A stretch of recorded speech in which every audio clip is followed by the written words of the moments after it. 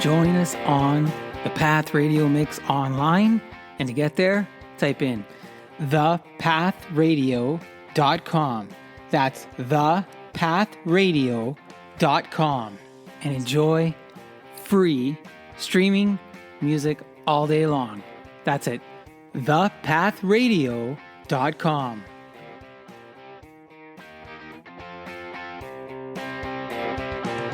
All right, now let's get to the main show, the Monthly Social Podcast, with me, your host, Guido Perino, as you go on with Guido.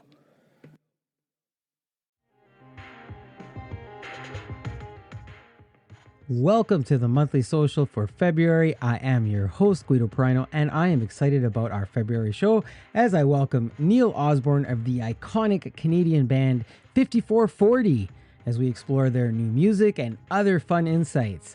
Next, my personal experience with HelloFresh as a healthy and cost-effective option.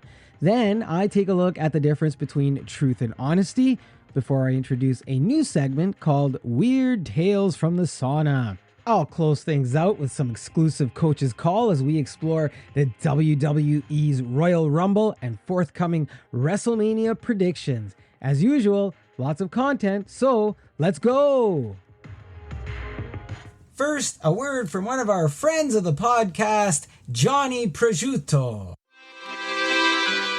Johnny Prosciutto, artisanal Italian homemade products. We make it like our grandfather, or as we say, Nonno. Naturally cured, old-fashioned, and delicious. Order online at johnnyprosciutto.com, and we deliver right to your front door, where the only thing left for you to do is enjoy it with your friends and family. That's johnnyprosciutto.com.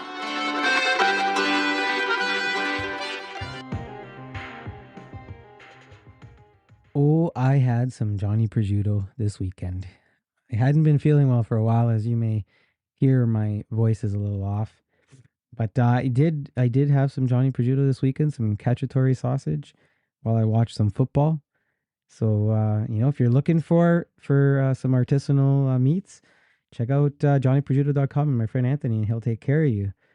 Now, I'm talking about my cold. I caught a cold, and I think I haven't had a cold in a long time.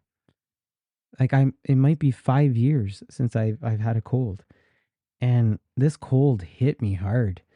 It was one of those ones that started, I had a little bit of a runny nose. Don't want to gross you out. Had a little bit of a runny nose, and then I started. My throat started not feeling well, and I started to get all sort of my head. I got the head cold part of it going on.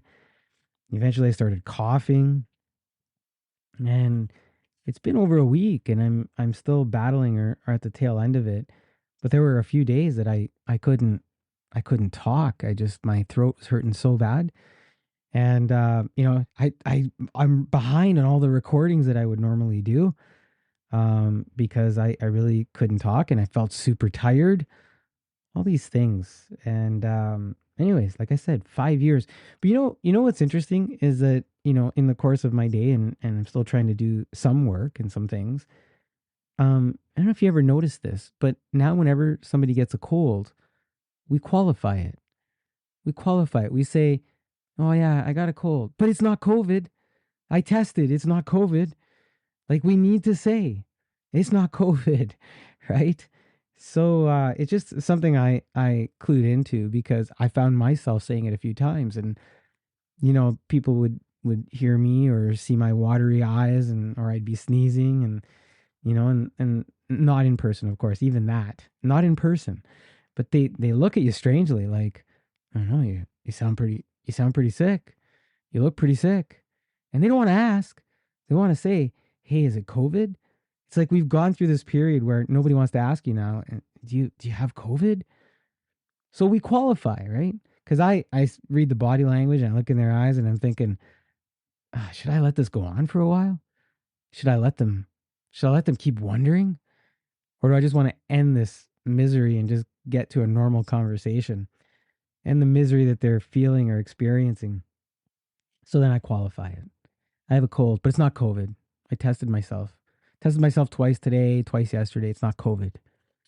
And then the body language kind of changes a little bit, and everybody calms down. So who knows how long we will qualify with it's not COVID, but I'd like to get over this cold, and it just seems to be hanging on. And one of the funny things is the other thing people will say is, "Did you go outside without your jacket on?" No. Why would that matter? Well, that's how you catch a cold. If you walked outside without your jacket, you're gonna catch a cold.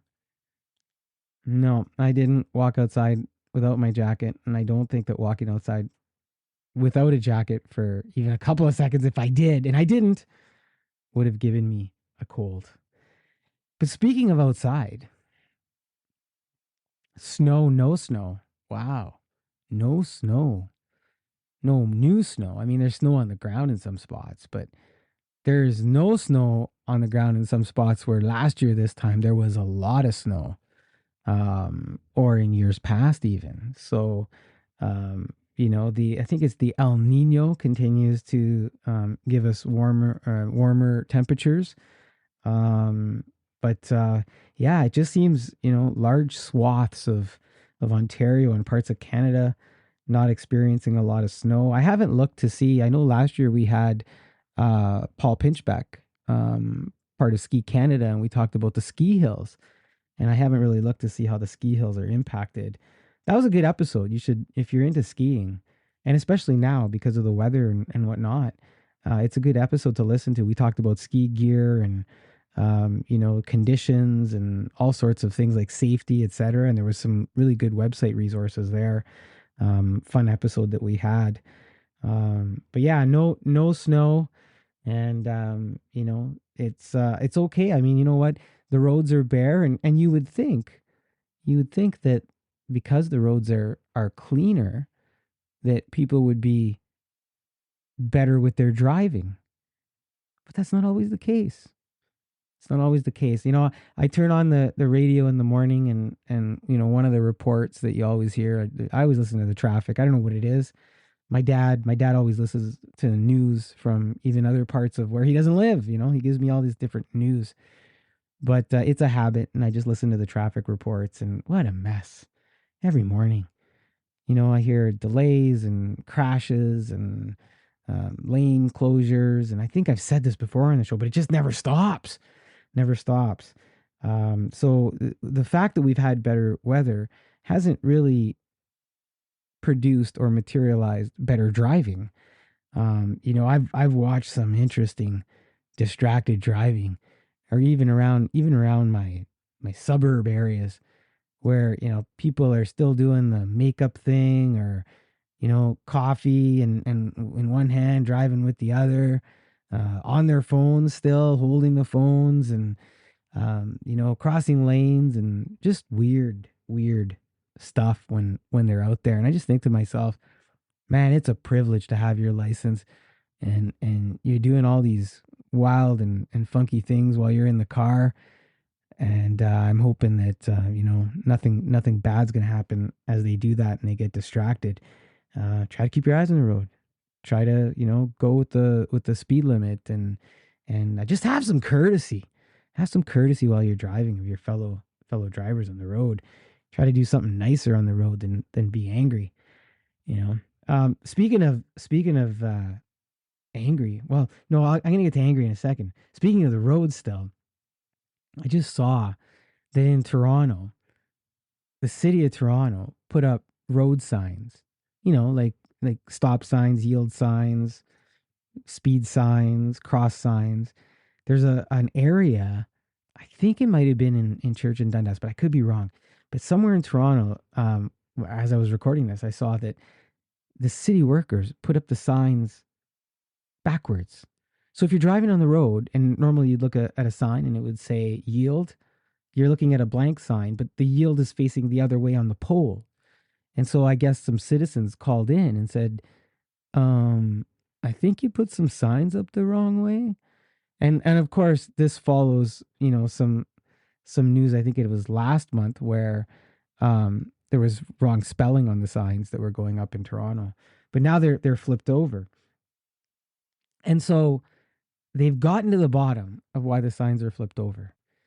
The city of Toronto sent out crews to put up signs backwards on purpose, because in a few weeks' time, they're going to activate some traffic lights. And when they activate those traffic lights, they're going to send another crew out to then flip the signs over in their correct position. Now, I'm not an economist. I'm not.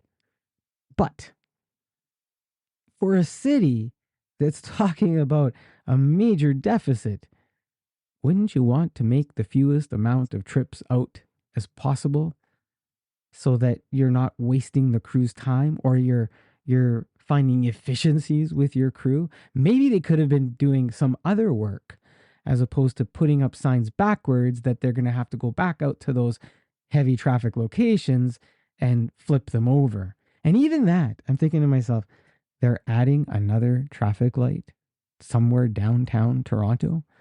Like, traffic doesn't stop enough. I didn't even look. I'll have to look to see where this traffic light is, but bless you. Bless you if you got to drive and have another traffic stop to make, and hopefully the signs will be corrected by the time that happens. Now, I was saying earlier, anger, and I mentioned football. I had my Johnny Prosciutto with my football games that I got to watch while I was not feeling well. Um, Boy, the Detroit Lions, eh? You got to feel for the Detroit Lions just a little bit. I made a comment on one of the platforms. I said the Detroit Lions are the Toronto Maple Leafs of the NFL. 17 points up at the half, and they blow the lead. They blow the lead, and they lose. And the dream of reaching the Super Bowl is still just that, a dream. And boy, there's some questionable moves there that the coach didn't make. And well, Lions fans, part of it was, I think everybody was a little bit excited. They wanted to see Eminem versus Taylor Swift, and I was joking around. Wouldn't that have been the halftime show battle, right? Eminem and Taylor Swift going line for line. I don't know. Anyways, I guess we got the San Francisco 49ers and the Kansas City Chiefs, and I still think that's going to be a great Super Bowl, and looking for a lot of fun there. Look, enough of my rambling. We got a lot of stuff to get to, but I will say one more thing. If you haven't subscribed to the Monthly Social, please take a moment and subscribe wherever you get your podcasts, wherever you're listening right now. Click subscribe and you'll get notified with new updates. And if you haven't checked it out, it's available on YouTube now as well. All the audio, and plus I keep uploading new video content when I can as well. So I said lots of good content. Let's get to our first guest. Without further ado, 5440, Neil Osborne. It is my pleasure and honor to have on this edition of the Monthly Social, iconic Canadian rocker from the multi-platinum charting band 5440, one of the founding members on vocals and guitars, Neil Osborne. Welcome to the show, Neil. Thank you for being here. How are you? I'm great. Thanks for having me. Yeah. Hey, right on. So, are you out in Vancouver right now, or? I actually live on a little island off Vancouver Island called Gabriola Island. So that's where I am right now. Is it your own personal island, or? Yeah. Yeah. There's a bunch of us here. Did you plant the flag? Though. Did you plant the flag on your part of the island, or? No. The deer still come in at will, so nobody stays out. How's the traveling going these days? You were in Ontario not that long ago, I thought, but are you doing that still, or? December, yeah. No, we're very busy from about May through to the end of the year, and then things kind of slow down for us.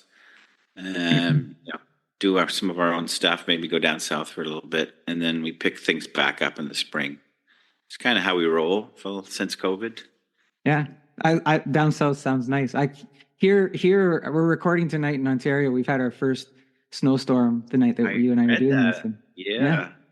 Wow. A lot of heavy snow. So good for you.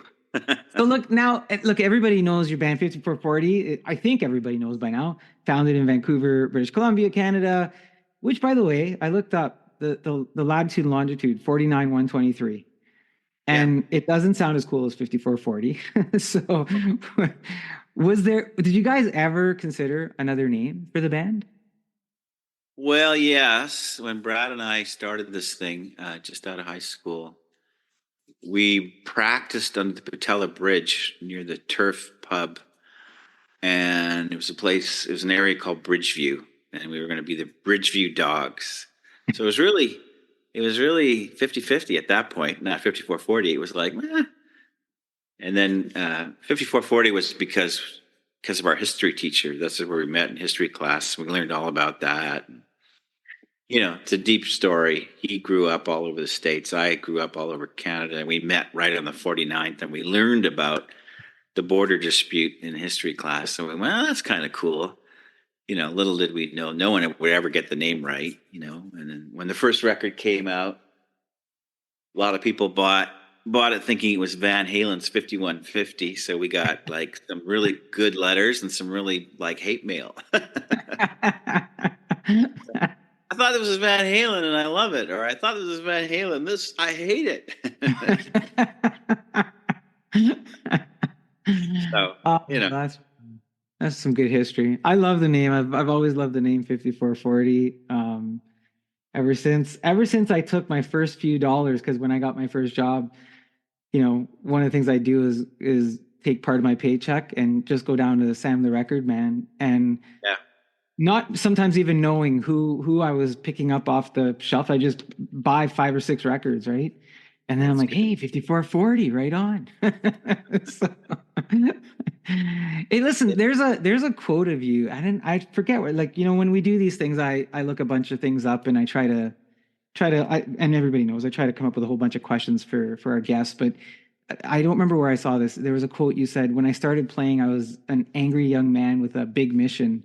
And I was thinking to myself, what were you angry about? And back then, when you said that, or at that time, what was your mission, and has it changed, or did you get it? Yeah, our mission was to change the world. How do you like it? Changed. Mission was to destroy the record industry. No, back in those days, there's the whole scene that came out of England. You know, the Clash and the Cure, and even after the Sex Pistols and the post-punk scene, and it still felt like that was a generation. Our generation that was part of something cultural. The culture was changing with music. I'm not so sure that it does anymore. Maybe not certainly not rock and roll. Really, it's more niche these days. It seems than it's ever been. Even the new stuff, which some of it's pretty good. So angry young men Yeah. coming out of trying to embrace and face this world that we didn't think was in the right place potentially, and go out there and use our music to gather a generation around you, and put out what you're seeing and feeling, and whether it's just relationship related or world related or whatever it was, we got up on that stage, and then we were going to be the last one standing, kind of thing. Or like the Clash used to say, the only band that mattered. And for me, that they were, for a couple of years, they were the only band that mattered. So that was an inspiration for us in a lot of ways. I was going to ask Yeah. you. You mentioned a couple of bands there, the Pistols, the Clash. You modeled yourself a little bit after that. Like, is that a sound that influenced you guys, or? I would say we kind of comboed it up. And, I remember some of the early reviews kind of said along those lines, where we liked American bands too, the sort of Yeah. Americana scene that was happening or starting to emerge. And then a lot of the British bands, and there we were, right in the middle of it all, kind of thing. Those were our influences, anyways. I was thinking, and again, the term alternative music. When you guys started out, or at some point in your trajectory, do you label yourselves as alternative? No, that word did not exist. There's a lot of words that did not Yeah. exist. It's hard to remember what they were. Um, but if anything, we were the term that I think that was used a lot at that time. I'm talking early '80s, through to '85 or '86. Yeah. Underground music. Right. So the The Vancouver rock. scene had a lot of different kinds of bands in that underground scene. There was really art school type bands, like really angular, weird, almost jazz, but they really didn't know how to play.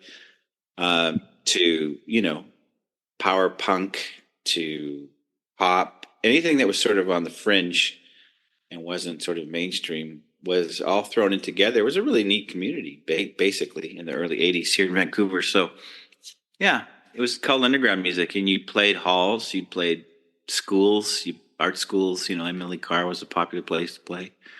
A lot of speakeasies going on at the time. Really, no bars. There was a couple of strip clubs that would put you there Monday night because no Yeah. one else was going. That kind of thing. That's Yeah. about it.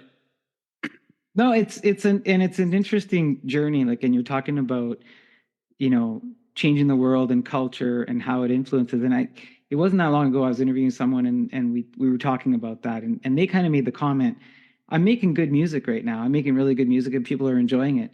But I don't know if I'm going to change the world. And with you saying that, you're reminding me, and you're making me think, why is that? Like, we just have, is it just volume now? Is it we've heard everything, and now we're, like you say, niche, and we're picky about things? Um, I know. How do we solve the world here? But just thinking, right? Well, I Like, still think it's through artistic endeavors. I think that you yeah, can never go wrong with trying to have people take on new perspectives through different mediums, so that's still valid. Whether it's getting much credibility and influence as it used to. yeah, I just saw that documentary. What was it? Revival '69 or whatever it is. It took yeah. place in Toronto. Have you seen that? I haven't, but heard about it. Yeah, Yeah, it's pretty good. I mean, one of the comments they make, I've seen it twice, is that these young promoters, I mean, it wasn't a music industry, it wasn't a business. They're just a couple of 20 somethings wanting to throw a big concert together, and they figured out how to do it and crossed their fingers. And I think a lot of the music, it seems like from the '60s, was just sort of a wing and a prayer. And then it became a business. I mean, we started out, we played a lot of colleges. We were on a lot of college radio through the States. And then even college radio in the States in around about '85, '86 became business, you hmm. know. So that gets in the way, I think. That's one thing that gets in the way. And you're right. I think there's so much stuff out there all the time, what with streaming and stuff and Spotify, how many of our songs are released every minute, all that Steady, stuff. steady. It's a bombardment, right? And in a way, it's opportunity for all the artists, right? That we didn't have before. But there's a lot of content out there. In Neil, in retrospect, or hindsight, whichever, you guys started the band. Were you like, was this all in, or did you have a plan B, or was it even a consideration, or were you just like, I'm either doing this or I don't know what I'm doing? Yeah, that's it. I never thought about it, to tell you the truth. It was all in all the time. I mean, we were happy just to sort of, I mean, fortunately for Brad and myself, both of our families had businesses. So my family had a print shop, and Brad's family ran an aluminum recycling plant, which is where we rehearsed. And other guys that sort of came in the band and out of the band in those early days, uh, we gave them jobs, you know, part-time jobs, and we'd make enough money to basically hop in a van and go down the coast. And that's all we cared about, is getting enough sort of together to play some gigs, making some friends up from other bands, Huh. and it was all about playing the next gig and writing the next song. That's really all it was ever about, and that's kind of still is. I love the all in stories. You just do it, and you're not thinking of anything else, and I'm gonna make this work, and this is what I'm gonna do. Did you ever record? You mentioned the aluminum business. Did you ever record any songs in there? You rehearsed in there?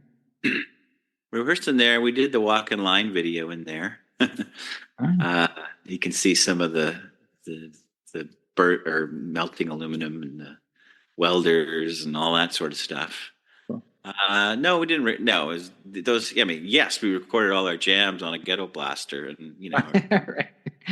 you did. I mean, in those days, you couldn't make a record on your laptop or in your house unless you were rich and had a full-on recording studio in your house, and we weren't that. So You just reminded me because you said Ghetto Blaster, and I'm thinking, I don't know if everybody listening is going to know what Ghetto Blaster is, but yeah, the tape recorder, right? The tape recorder, you put the tape in. I remember, when we were in high school, just jamming around with some guys in high school, and the drummer would have, his Ghetto Blaster next to the drum kit, and yeah. the guitarist would have his, and we'd have all these multiple recordings going on, and we were horrible. So no matter what we did, none of it sounded good. So it was always, more fun listening to you guys. Did you ever, in all of this, did you ever have an I quit moment, whether it's related to music or the journey or anything else? Or No, nope, no. That never really occurred to us. Still hasn't. right on. No, that's I mean, great. obviously, COVID kind of stopped things for a little bit. So you've mentioned that a couple of times now. When you were in that pandemic moment, and that you hit that pause, was that something where you kind of went, what, coming out of this, what are we going to do, sort of thing? Or Excuse me. No, I don't think so. I mean, what we did do is we did Zoom every Thursday, which I never even heard what a Zoom was until that all happened. We still do those every Thursday, catch oh, right up, on. and not I love. It's pretty social, to be quite honest. And that's how we came up with the songs for the West Coast band. We just started telling stories and laughing about it. And remember so and so, and a lot of crew stuff. All of the songs are based on crew guys or whatever, and we just thought, well, let's take all these stories and turn them into songs. So that was the upside, I guess. Of the a lot of people did COVID records like, oh, the world's changed and it's going to end and boo hoo hoo or Yeah. whatever, and that's fair if that's where you're at. But we just sort of had time to sort of reflect on what we've done and the good times and the fun and the funny and sort of combine it all into some tunes. Gigs were piling up. Like all the gigs that were scheduled for 2020 got pushed to 2021 with some new gigs in 2021. And most of Right. those didn't happen. And then 2022, we were like so busy. It was crazy. Even some of that spilled into 2023 and we're still busy. So that's the upside, I guess, is when you come out at the other side. I know. I think it was the fall, 2023 in the fall. You guys were down here in Toronto, and I was supposed to come see you, and I couldn't. Some stuff came up, and I couldn't make it down. So I was upset about that. But I'm hoping that I can catch you on another round, and maybe later you'll tell us a little bit more about some touring and things. Um, you talked about Zoom and you guys being together and social and memories, and 5440 is one of those bands that's managed to stick together. Yourself, you said Brad, Matt, of course Phil before Dave, and then David. How did you guys manage to keep growing your musical interest together for so long? Because sometimes you hear the bands that are together for a long time and you get we have musical differences. So how did you guys manage to, you got secret sauce that you can share with us, or? Well, we have a pretty good. Everybody knows what they're good at and their roles now, right? On the team, kind of thing. We're pretty egalitarian when it comes to finances, so that's never going to be a problem. We're all poor, believe. um, and then one of the rules that Brad and I always had it doesn't matter if you're any good if you can just hang out with us in the van for 3 weeks, then and not get on our nerves or we don't get on your nerves, then it's probably a good fit. And the learning how to play music that can come later. Those were always up. So, and yeah, we have sort of been around the block now as a unit for over 20 years with Dave Gann, believe it or not. So, it's pretty smooth, pretty easy. Everybody kind of knows what to do and when to do it, when to stand down and when to jump in, that kind of thing. Are you comfortable? I guess you guys are comfortable together. Yeah. Yeah. I mean, we're already starting to think about some new material, getting creative again, which has always been a recipe for our survival. And it's something we want to do. We still want, even though when we play, there's kind of 10 or 12 songs that we kind of have to play. And most of them are from the last century. But that leaves us 5 or 6 that we can sort of play with, and a new song or some deep tracks from records, that kind of thing. I don't know if this is a fair question because, like whenever I talk to artists, they say, well, the songs are our babies, right? They're our babies, and nobody ever wants to say anything about the songs in a disparaging way. And I'm not saying that here. Do you ever, is there a song or is there songs, and you don't have to name them, but do you have some moments when you're playing where you go, oh, I don't want to play that song, or man, we play that song a lot. Geez, can they not like another song? Like, and because you said, well, people come and they want to hear certain songs, obviously. Yeah. Do you have those moments at all, or? Just purely for technical reasons, is that, sometimes I get up, there's this, like Asaholic, say, or Baby Have Some Faith sometimes, Miss You sometimes, in the sense that I wrote those things when I was 24. I can't sing like that anymore. Those are notes that are like, Jesus Christ, man, I can't hit that note. I don't want to do it. And then, even Dave sort of mentioned, well, you could, other guys lower the key, and I can't do that. That just sounds so weird to me. So that's the only reason. A couple of times, like, we'll hear songs like Alcoholic's the primary one. We'll do it once in a while. Like, I'll go, I think I can pull it off. And there's been the odd gig where it's like, yeah, let's do it. And it's like, I choke. It's like the worst feeling in the world. And then that thought comes into my head. That's a 25-year-old. That's not what I am. Oh, that's funny. That's funny. When you added David, and that was around 2015, right? I'm just making sure I have my timelines right. David, 2015. Which David are we talking about? We're talking sax, organ, harmonica, David. So that's my brother. Yeah. So he's been in and out. Like, he played the organ, Hammond organ on I Go Blind. Right. He played all the keyboards on Dear Dear. He's sort of come and gone. He worked for Live Nation, so he was a pretty high up dude there. So he couldn't really come on the road with us. He'd always come and play with us in Vancouver shows, and he's been more. As he grew up and grew in the company, and he was able to dictate his own schedule and come out with us more often. And then during COVID, he just, got the gold watch. So now we're stuck with him.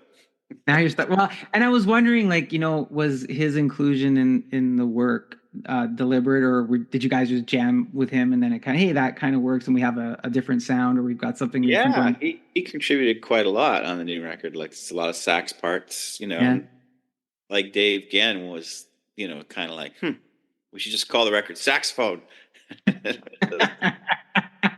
Well, he's coming up with some catchy parts. It's hard to ignore them. So, and his throat and his stuff. Yeah. I mentioned the different instruments that he's played and brought into, and you have that additional sound when he's there and stuff. And I could swear, I think I read somewhere, maybe it was a tweet or something you had put out a while back, you had some equipment go missing, or something to that effect. And I'm thinking, well, it can't be the first time that you've lost equipment or anything like that. Have you ever had like an oh my God, I don't know if we could pull this show off moment or anything like that because equipment wasn't there or something went funky, or? Yeah, a few times. I mean, twice our gear got stolen on the night of shows. So Is that the recent one? No. Yeah, that was a few years back. I think it was a couple of years before COVID, if I'm not mistaken. I can't remember now. But all our guitars got stolen the night before the show at the Commodore. Oh, wow. And it was Thanksgiving weekend. We did get them back, thankfully, because it fortunately made all the news. So people were on the lookout, and they found them in a storage locker, But we had to do the 2 shows without them. So fortunately, it's at home. So we all had some spare guitars. A lot of people reached out and offered us their stuff, and it worked out. So I'm curious. You bring in new equipment, and sometimes you hear artists say, I didn't have the same vibe or the same feel. I'm used to playing with that over there. It doesn't have the same sound. Anything like that, or I got my stuff. I'm playing no matter what. No big deal. It's kind of the opposite in the sense that, you hear stories of people who get, they fall down or they get run over by a car and they jump right up full of adrenaline. Like we were pretty adrenalized. Our guitars were all stolen and we were, that night playing. It was like, oh, this is lets you know you're awake and alive or something like that. Another gig that we did, and I'll just touch on it briefly, Mm. is we had a schedule that was crazy. This is probably 10 years ago, where we had to play somewhere in Ontario, go to the Maritimes, play an afternoon a festival with Cheap Trick and Aerosmith, and then get on a plane right away and go, I don't know, somewhere else. Let's just say Calgary or for the Stampede or something like that. So we couldn't take our guitars. Our guitars went with other crew people to Calgary to wait for us. And we thought we could rent some, and it was in PEI in Charlottetown, and there was nothing available. Fortunately, the Aerosmith crew, one of them was a Canadian, and he was a fan. So the band wasn't due to arrive. So I played Joe Perry's guitar. Brad played whatever the bass. So we played all Aerosmith's like sweet guitars and like don't tell anybody kind of thing. And that was a thrill too. It was like not what I was used to, but hey, come on. Yeah, why not? $30,000 guitar. It's like, don't scratch it. It's like, don't worry. I'll wear my pajamas, They ever find out? No. This is the first time I've really admitted this, but I don't think they care. Yeah, I mean, at this point, right? So, Nice telly. yeah. Yeah. Can imagine. You reminded me of a story. And when I was prepping for this, and you said earlier college, and that you brought it back to my mind again. I used to DJ, and I use the word DJ. Yeah, I used to DJ up at the Sioux College when I was in college days or whatever. We had this cage. They kept me inside of a steel cage because people would get crazy and get angry if you didn't play certain music or whatever. And the one time we had, I think it was 101 FM. It was a radio station out of Michigan. We had the radio host with me. We were in the cage and the crowd was nuts. They were going crazy. Like they wanted louder and louder music. And we end up playing Lies to Me, your song Lies to Me. And they're going louder and louder and crank it, crank. I cranked the system so high, it actually brought down the entire system. Oh, wow. Yeah. So yeah, we had a little break after that to bring the system back up because it couldn't handle the load of what was going on there. And it was good that I was behind the cage, Neil. Yeah. So, but that was one of my memories of some of your other songs, and Lies to Me being the one that brought down the system that night. Over the years, Neil, has who or what you're writing the music for changed? And maybe when I'm saying the music, maybe I mean the lyrics, maybe I mean the music too. But of course, it evolves. I mean, from my perspective, it's hard to say. Part of it's like, yeah, that's who they are. Like our manager says, you'll always sound like you guys. But we like to think we're coming from different places each time. We certainly put different ways of approaching recording and writing. It's like, oh, let's do it from this angle. Let's do it this way. Let's see what happens. It's fun. This last record, because the stories of the band, I didn't write down a word. We came up with a couple riffs, usually from sound check that I'd have on my phone or somebody would have on something. Sort of map out a quick version of a song, and I'd sing 3 versions of the story, essentially, without writing. This is the first record I never wrote a word down. I just spewed it out and then listened back and went, oh yeah, that's good. I'll use that line, and sort of combine the best of the 3 versions of that story. So that's different, for us. It's very literal. A guy named Adam Casper mixed it. He's a really good, producer. He goes, I love this record. It's just the most literal record I've ever worked on. And it's like, we don't usually write records like that, but it just seemed like the right record at this time. So yes and no. Yes and no. No, it's good, and it's insightful for us to know that. Sometimes fans want to know where the writing, the place that it comes from. Um, 5440 is gonna forever be part of what I think the Canadian music fabric. When you make great music, when you have a legacy as you do now, Neil, um, where does that sit compared to all of the other awards and accomplishments that you and the band have had? I mean, and what I mean by that is you're leaving behind this amazing catalog of music and this legacy of music. And sure, you can win these awards and you can get, the platinums and the golds and everything. Where did the legacy of 5440 sit for you when you think back on that stuff?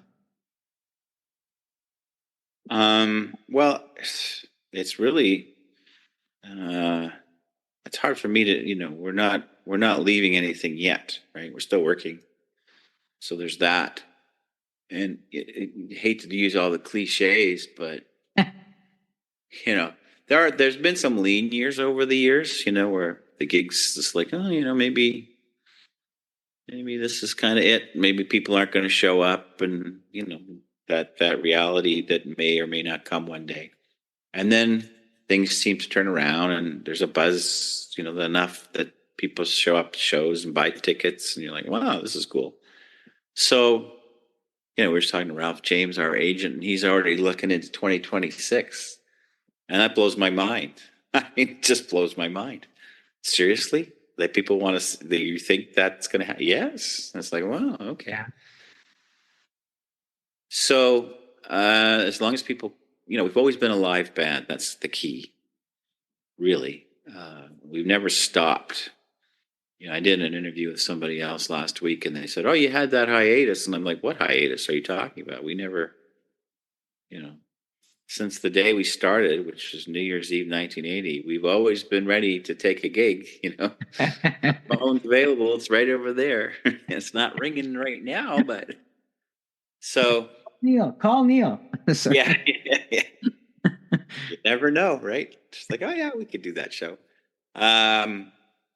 Yeah, I don't know if I've answered your question or not. It's a little difficult for me to know. It's a nice feeling for sure to be able to take this car or whatever, this vehicle that is this music, this band, and feel good about it, rely on it, know that people will still come and see it. I don't know. I guess, and maybe if I can add a little perspective for my question. Earlier you talked about bands like, Cheap Trick, Aerosmith, and hey man, I've used their guitars. And when I do these things, before we even get to airing this, I start promoting it, right? I start saying, hey, so and so is going to come on the show, check this out. And I threw it out there on Facebook, on one of my accounts. Facebook, I think, was the first place I put it. And people started going, oh man, I saw 5440 here. And oh Yeah. man, do you remember when we went? And then all the memories start spilling out. All the things that happened on the way to see 5440, and they start listing all the songs. And that's where I started to go, there's a thread here across Canada where all these people now, whether they live in Southern Ontario or the coast or somewhere else, 5440 is bringing them together. And the way we look at 5440, with such high regard, right? One comment, and throwing it in there, one comment, the fellow said, they're an underrated band in Canada. They're like one of the best bands, and they're still underrated to this day. Well, Right? he's not underrating us. So in a compliment form. So I think it came from that perspective where I'm going, wow, like they really are embedded in the fabric of people's lives and memories and all these things. And I guess to me, I look at that and I go, yeah, I mean, you want to have the platinums and the golds, right? But you said earlier, I wanted to change the world. I was on a mission, and I thought, this is it. That's the mission. Maybe that's what it was, right? Like and whether you know it or not. I don't know, Yeah. Neil. I don't know. Yeah, no, I don't know either. That's a good Yeah. point. Yeah. Yeah. Um, who's Bluesman Niz and Baby Kiz, and what is a family curse? That's behind me too. So that's another project that I started with my daughter Candle, who's an artist in her own right. She's got albums and stuff out. She's working on a new album right now. But I had some ideas kicking around. Some of them I did with Danny Michelle. Um, so I just sort of said to Candle one day, like, I don't know, do you want to try and sing on this song? And then she did, and was like, wow. And she put on a persona, like there was an outlaw Texas kind of thing. I was like, okay, that's cool. And then so I was also learning how to play slide guitar, and wasn't good enough to sort of bring to 5440. It was just basic bluesy stuff, and I played the drums, just Yeah. my way through. But it had a vibe. I said, "What would you sing on this?" And she sang. I was like, "Well, that's cool." So we did a whole album, and we made some videos, which were fun, just on our iPhones. And we did a little tour last summer, so it was fun. Yeah. Yeah, Family Curse. That's the family curse is what is the project that you guys put together. Yeah. Okay. Yeah. There's a lot out there on you playing music with your daughter Candle already. And so I'm hoping that if I ask a question, you go, oh man, not this again, right? The obvious thing is everyone wants to know, hey, what's it like playing with your daughter on stage? And I'm sure you reference that as you answer these things. I'm actually wondering, and maybe you've already answered it. You can verify for me. Um, did you feel any added pressure that you needed to do anything different when you're performing with your daughter? Did your interaction change at all since that first time doing it together, or is it just organic? And hey, that's my kid, and we're playing together. Yeah, I mean, we get along pretty well. Like it's uncanny sometimes. Um, I mean, it's fun for me. I get to step out of being lead singer guy of 5440 and just kind of have some fun, especially when she's singing. Then I can just goof around and whatever. She's come up on stage with 5440 a number of times, and that's fun too, right? It's just Oh, like right on. sing some notes, add that female voice in there. It's kind of nice. Yeah. So, I mean, she took it up pretty quickly and naturally, and I never really, pushed it on her. Both girls did. I have two daughters.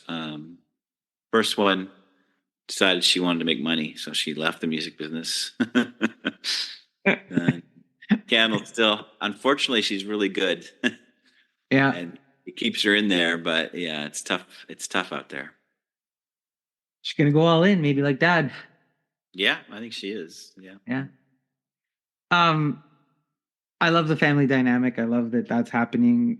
Proud dad moments. And we're looking to support Kendall as well. Maybe I should also know this, and Neil, forgive me if I don't. Your song "Embassy Supreme" that you released in I think 2021. The line, "This is here the story of 5440. If you like three chords and a beer." Is that the first time? I don't know if is that the first time you mentioned 5440 in your song as your Yeah, band name? yeah. It is, right? Yeah, so it's sort of a precursor to what became West Coast Band, Right. where we talk about ourselves. I mean, hip hop artists do it all the time, so why can't a rock band? I love the integration. I wasn't expecting it, and I'm like, hey, cool, right? They threw that in there. And you mentioned West Coast Band, and there's a line in that song where you say, "Thanks for coming anyway. Hope you like the way we play." Yeah. And then I'm thinking to myself, man, I know it's so self-reflective. After all these years, is there any doubt that we like the way you play? Like, and you're asking that in the song. I'm like, no, he's not really asking that, right? Yeah, yeah. Well, that's that song. It's the first verse is trying to get a gig at a club and Yeah. club owner doesn't care. Second verse is about getting a record deal, and the record company's like, "We never heard of you, off." And then the third verse is like, "No, the fans like the band." So then the record companies and the clubs start to come and say, "Hey." So that's always the way it happens. It seems like for successful bands, it's the fans that sort of draw the industry to them. So that's kind of cool. Yeah, Embassy Supreme's fun. Uh, there's the tag that happens at the end, which I quite like, where I sing and I name all the hits. You know, got your eye, go blind, got your baby, you know. So it's just like poking a little fun at sort of the hip hop scene where they just talk themselves up all the time. It's like, well, we can do that too, you know, in a song. Why not? Yeah, you know what? It's just I thought it was it's a brilliant tune, awesome lyrics, and like you said, you know, or like Ralph said, I think, you know, you guys are 5440. You sound like 5440, and everybody like that sound is still there, but you did something different with it. And you kind of hinted like, hey, you know, we're telling stories right now. And it just seems like those last couple of songs, they seem to be very self-reflective of the band, its journey, and you guys are looking back on stuff, and that's what it was, right? Like you're telling stories, you're getting together on Zoom, and you're doing the reflection thing. It looks like, right? Yeah, that's what it was. Yeah. And it doesn't stop us from keeping on going. Like I said, we're already in 2 or 3 songs into a next batch, so which aren't like that. They aren't. Are you West Coast Band is part of a forthcoming album? It sounds like. Yeah, yeah. That's the name. And West Coast Band. it's going to be called West Coast Band. Yeah, it is. Yeah. Oh, right on. Do we have a timeline for any of that, or are It you is able to? already out? What? Yeah. Yeah. When how come I don't have a release on this? I don't know. You should. Yeah. Wow. Well, so the song is out, but I didn't realize the album was out. The album's been out. I'm thinking a month anyway. I'm not sure. Of Okay. course, it's been out in my head for a while, but yeah. I have to go back and look at our stuff then. So, West Coast Band, the album is out. We've got the West Coast Band song on there as well. Then, you talked about maybe the tour dates and following the album. Now, are we looking at those or anything set? Well, we did a few shows in December, but nothing's really going to start to happen until the spring. So that's everybody's sort of, and we'll get together as a band and do some writing. It's kind of what we do in the winter months when we can get together. Right. So, you know, an album, it's out there, it's in the ether, and we'll touch on it. Hopefully we'll do because of the songs are all stories. You know, there's a story about each person in the band, and there's lots of stories about the road. We're hoping to get at least a couple runs of theater shows, you know, sit down crowds where we can talk about the stories, like tell the story, sing the song. Which isn't conducive to a lot of the shows we play. We just like to you know, drop the hammer and just rock your face. So you can't really tell a story in that situation much. So are you thinking you're coming? Like, are you going to come back to Ontario and do some stuff? Maybe. Definitely. Yeah. I don't have I know that last Zoom call, Alan was telling me a bunch of dates, and I don't honestly remember what they are, but there's a bunch of them coming starting in May, maybe even earlier, but right now starting in May.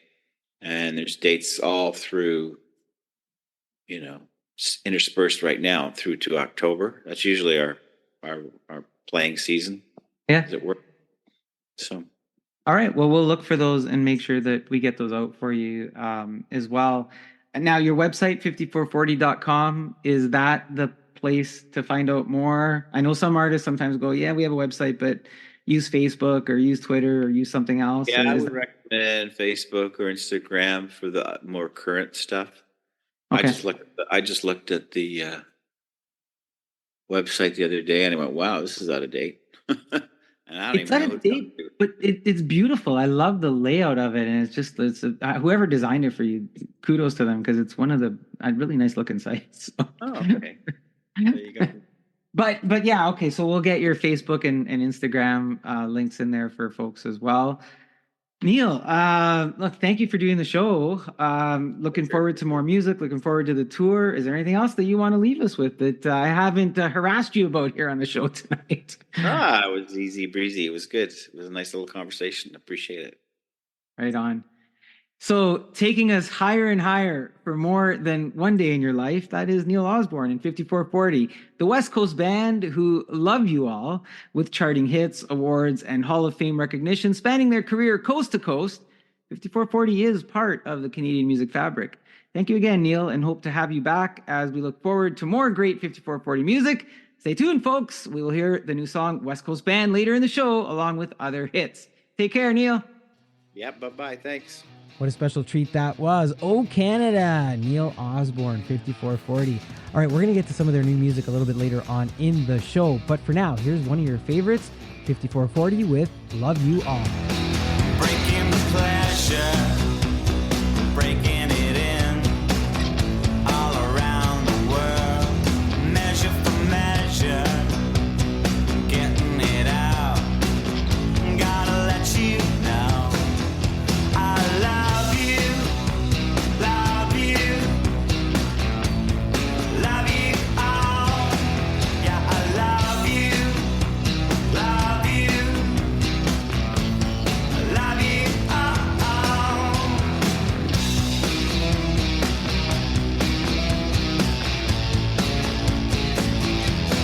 breaking the fences down, yeah, forever, we're together, got a reason, and there's nothing can go wrong, I love you, love you. Love you all, yeah, I love you, love you, love you all. More than life, more than life, more than anybody can. More than wine, more than anybody, yeah. Breaking the exit, I'm breaking my neck. I'm breaking over you, breaking the airway, yeah. Calling out to you. I love you, love you, love you, love you all. Yeah, I love you, love you, love you, love you all. More than life, more than life, more than anybody,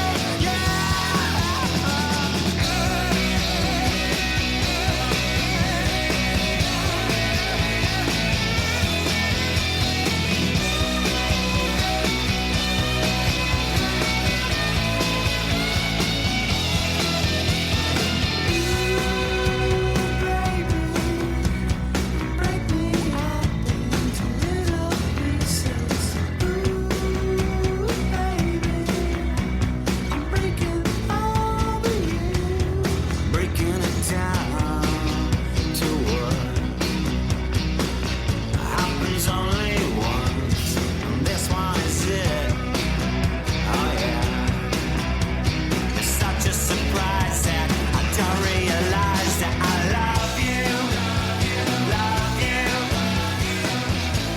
I love you all, yeah, I love you, love you, love you all.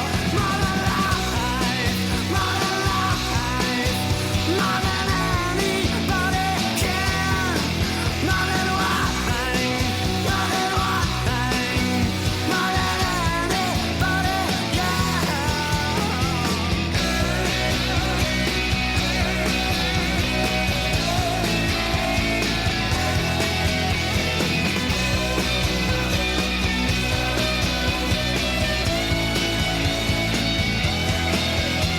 Nothing can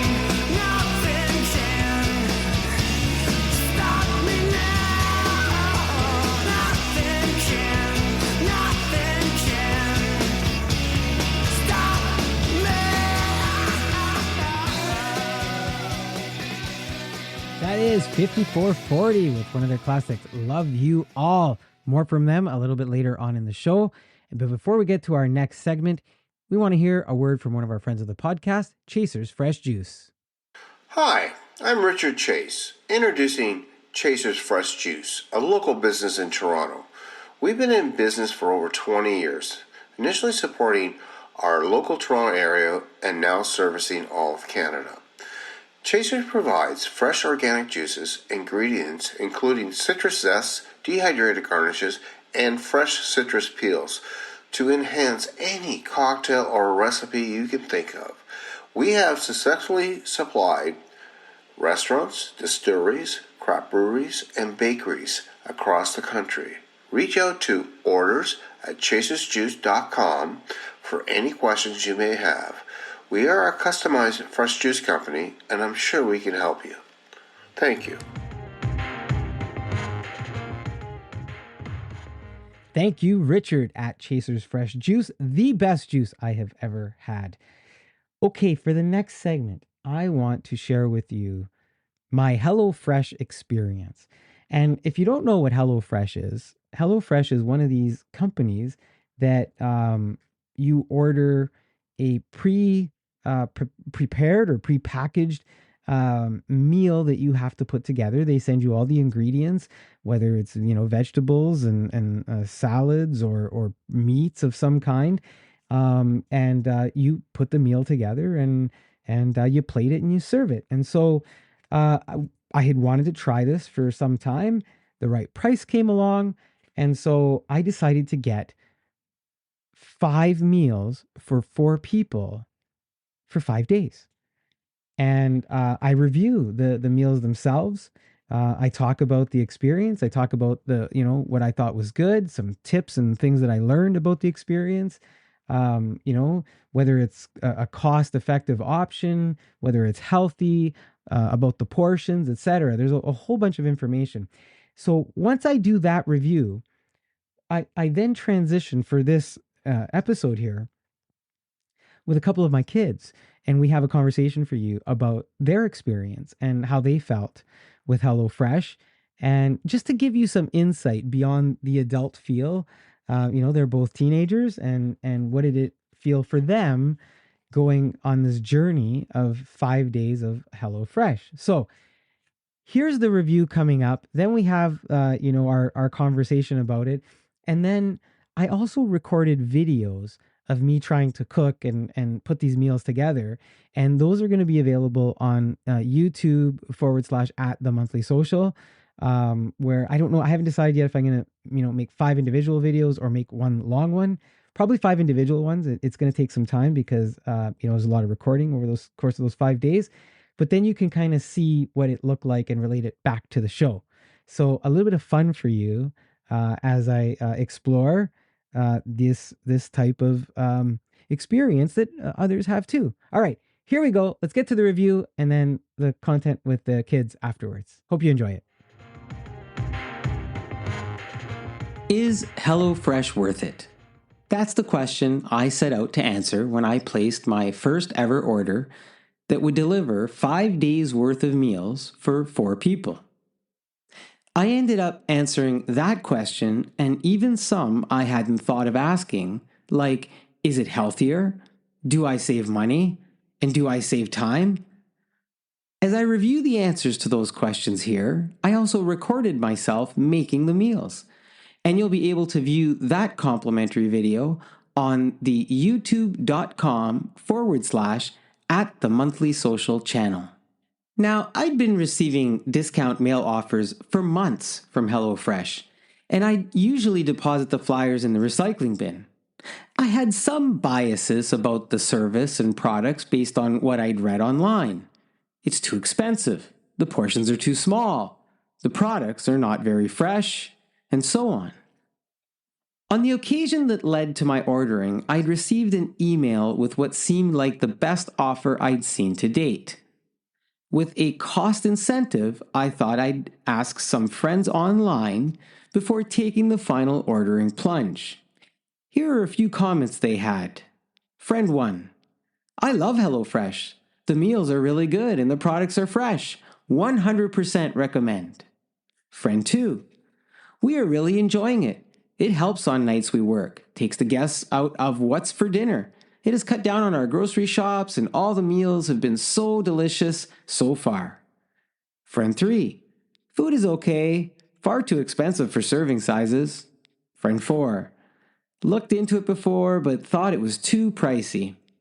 Friend 5, it's okay, portions were not enough for our family. So, after some basic registration on their website, the navigation was mostly simple. The site provided a ton of information and too much to sort through easily at times. I read a lot, maybe more than I wanted to, but I was determined to make this a fair evaluation by making sure I hadn't missed any important details. During the selection process, I considered factors like trying not to repeat the same types of protein, what HelloFresh refers to as their meats, as making sure I was getting vegetables, and that most of the meals had ingredients the whole family would at least be willing to try. I landed on these 5 meals: Italian seasoned salmon, Carb Smart almond chicken, Smart Korean inspired beef bowls, Carb Smart barbecue rubbed pork chops, and sweet and smoky chipotle chicken. After confirming the meals, I selected a delivery date and processed my payment, which came to $99.90 after discounts, from the normal price of $210.79. I received a confirmation email, a thank you on the site for ordering, and the next step was to receive my order. Leading up to the order, I received a couple of email communications that provided when the order was being packaged and an estimated time of arrival. The arrival estimate was very accurate as it came within 30 minutes of the estimated window. The box was full of individually packed grocery bags, each labeled with the meal type. There were also some hefty ice packs in the box to keep things cool. Most of the contents looked fine, with one small exception being a portion of the bottom of the cardboard box had absorbed some water from the delivery, having been left on rainy steps. Of course, one of the first things I did was check to see that we'd received the proper order. The meats were kept out of the paper bags in their own plastic wrap packages. As I was putting the contents away in the fridge, I noticed the Italian seasoned salmon only had 2 pieces of salmon and thought perhaps they'd made an error. After calling the HelloFresh customer service, I learned that they send protein, or meats, according to weight and not pieces, so the portions we'd received were indeed correct. I was concerned that maybe this wasn't enough, but figured I'd wait and see how the whole experience played out. It's important to tell you a few things before I get into the whole cooking the food part of the experience. First, I love cooking. I enjoy making dishes and presenting plated food. I love pulling together different ingredients and surprising family and friends with what I have created in the kitchen. For some of my dishes, I keep a copy of evolving recipes. Some I have in my head, as I've made them so often, and often I'll make stuff up as I go to see what I can create.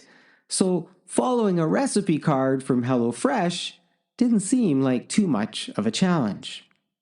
I also enjoy grocery shopping. I like picking up vegetables and other ingredients that I can use in the kitchen. The experience reminds me of going to the grocery store with my grandparents and parents, which was always an enjoyable thing for me as I watched the products in the cart get transformed into meals for the whole family. So, the idea that HelloFresh would save me time from grocery shopping wasn't one of the benefits I was necessarily looking for. Also, a clean kitchen is something I take great pride in. I always like to clean as I go while I'm making my dishes. If I can have the food ready while most of the pots, pans, and prep dishes are also clean, I feel more accomplished as I serve the food. It was hard to make HelloFresh meals and clean as I cooked. In fact, I ended up with a sink full of cleaning to do after supper, which wasn't the norm when I cooked my own meals. Here are some cooking tips I learned that pertain to the HelloFresh experience. 1. Read all the instructions. HelloFresh provides a recipe card with step-by-step instructions for each meal. The first mistake I made was trying to make a meal thinking that I could follow each sequential step. I quickly learned that it's better to read the whole procedure a few times and maybe even jot down notes, because although it's sequential, the instructions aren't always clear on portions of ingredient use. Number 2, you don't have to use all the ingredients. You might not need to use all the ingredients. For example, one of the meals came with a lot of zucchini, and while I cooked it all because I wanted to stick to the recipe, I likely didn't need to. The same goes with some of the dressing vegetables like scallions or onions. Number 3, have basic ingredients ready. While HelloFresh does a decent job of giving you most spices and ingredients, there is an expectation that you have some basics on hand like salt, pepper, olive oil, and even other items. So make sure you have them before you start cooking. Number 4, prep your pots, pans, and serving dishes.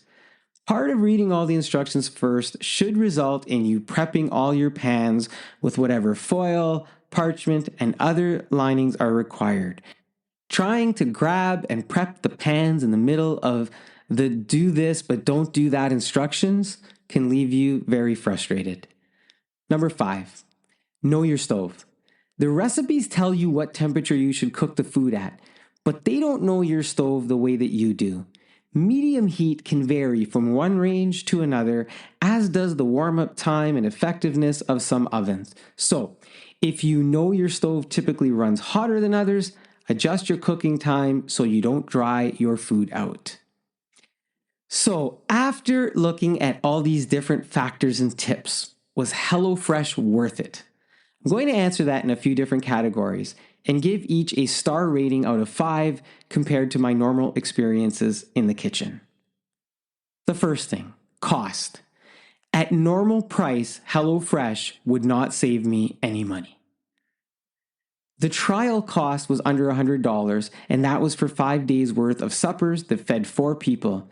So at $5 a person or $20 daily for the whole family, it would be worth it. If I look at what the package would have normally cost, which was $211, breaking down to $10.55 per person daily or $42.20 for the whole family, we start to get into questionable territory. I can buy a pack of chicken, salmon, and pork at Costco for $100 and make 8 suppers for 4 people out of it. I can also buy vegetables for those meals at about $30 and still have money left over for other products. So at normal cost, HelloFresh wouldn't save me any money. At the discounted rate, it would save me some money, but it would need to be coupled with other factors to be considered worthwhile. Cost for me got 1 star. Next is portions. The HelloFresh portions were more than enough, but don't expect leftovers.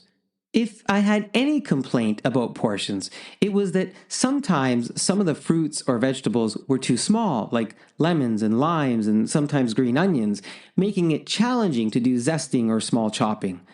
I did dip into my own stash of lemons and limes a few times, and you'll see me talk about it in the video series that will accompany my review. Now, while at first I questioned the serving portions, I quickly learned that as I plated each meal, we all ate what was on our plates, and because there wasn't a serving dish to get more food, no one was looking for more. There's also a lot more vegetables and sides that filled us up.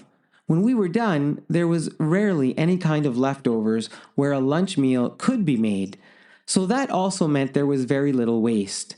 In fact, I kept track of my cooking waste while I made the meals, and most nights, even that fit in a small bowl. Also, remember the salmon that I thought only had 2 pieces? Well, it turns out that there were 4 pieces. The fish was packaged tightly and the pieces were much smaller than what I would normally cook. Still, everyone was happy with the portions. That said, for me, the portions received 3 stars. Freshness. For the most part, HelloFresh was fresh. Again, I did have to dip into my personal groceries a couple of times to replace some products from HelloFresh that didn't quite look good enough, and you'll see that in my video review that complements this. Overall freshness wasn't perfect, but it was okay. If I was paying full prices, I'd probably be less okay with some of the freshness challenges. Each each bag probably had something that didn't quite look fresh. For example, sometimes it was softer tomatoes, sometimes it was potatoes that had rotted, or lettuce that had wilted pieces. If I was picking these at the grocery store, I likely wouldn't have put them in my cart. That said, I'm going to give freshness 3 stars. Next is healthy. While all meals were healthy, the HelloFresh experience didn't help me eat any healthier than what I already was.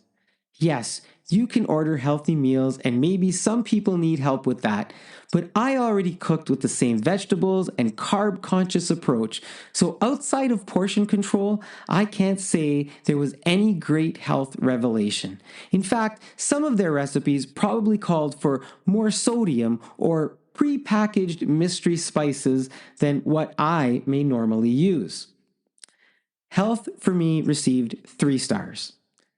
Next is cooking time. I didn't save any cooking time with HelloFresh. Well, for the most part, I was able to make the meals in their predicted time frame. I felt rushed trying to keep up with their recipe card steps.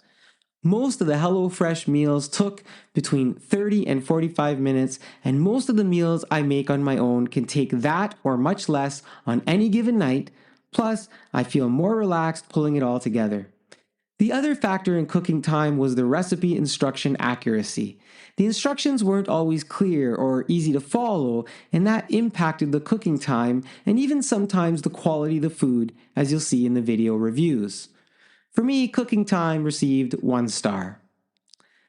As I cover these categories and evaluate the overall HelloFresh experience, I can't say I was personally a big fan of the product or service given my current scenario.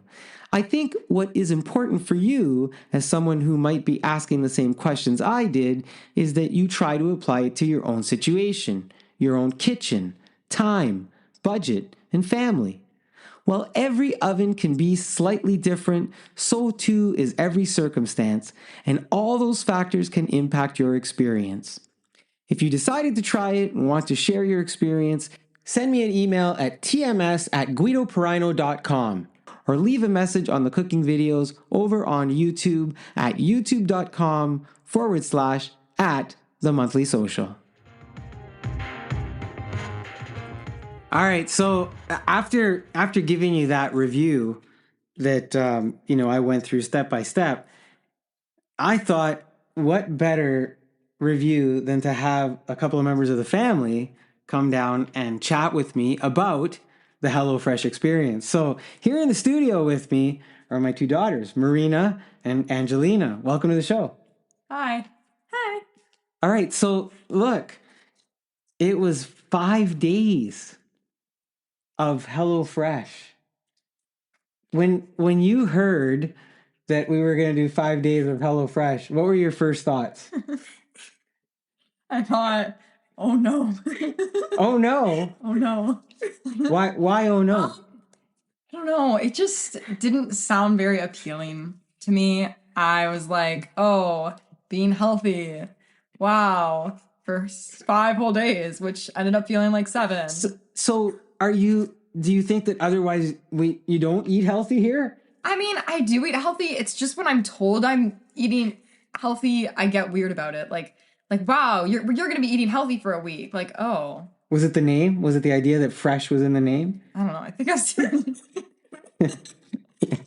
I've seen ads for like HelloFresh, and it's just like, I don't know. And then I was like, oh no.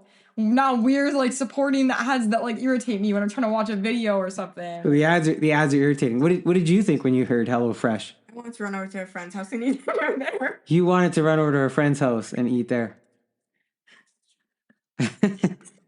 Were you worried? Yes, I was scared for myself. I could not go a week without eating pasta. But we did. We went a week. We went a week without eating pasta. It was torture. It was torture. And I had pasta for lunch that day. It was a big fight, but we pushed through. Oh, I barely made it. When I ate that, so done for. You know what? I don't know if you're making the HelloFresh people very happy with Probably not. with your comments here. Stunned. Please don't hurt us, HelloFresh. Okay, so let's Our names on this.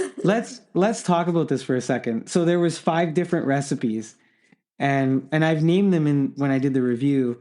We had Carb Smart barbecue rub pork chops, sweet and smoky chipotle chicken. We had Italian seasoned salmon. We had Carb Smart almond chicken, and we had Korean inspired pork bowls, but we used beef instead of pork when we ordered it. Did you have a favorite? I did. I don't remember the name. Which one? The pork one? The liked rubbed the- pork chops? Yeah, those were not bad. I like that dinner. That was your favorite dinner. So that came with salad and roasted broccoli. How about you? Did you have a favorite? I like this. The chipotle chicken. Chipotle chicken. And that came with fresh salad and zesty rice. Now, look, there's salad in both of those dishes. Yeah, And but this salad was better.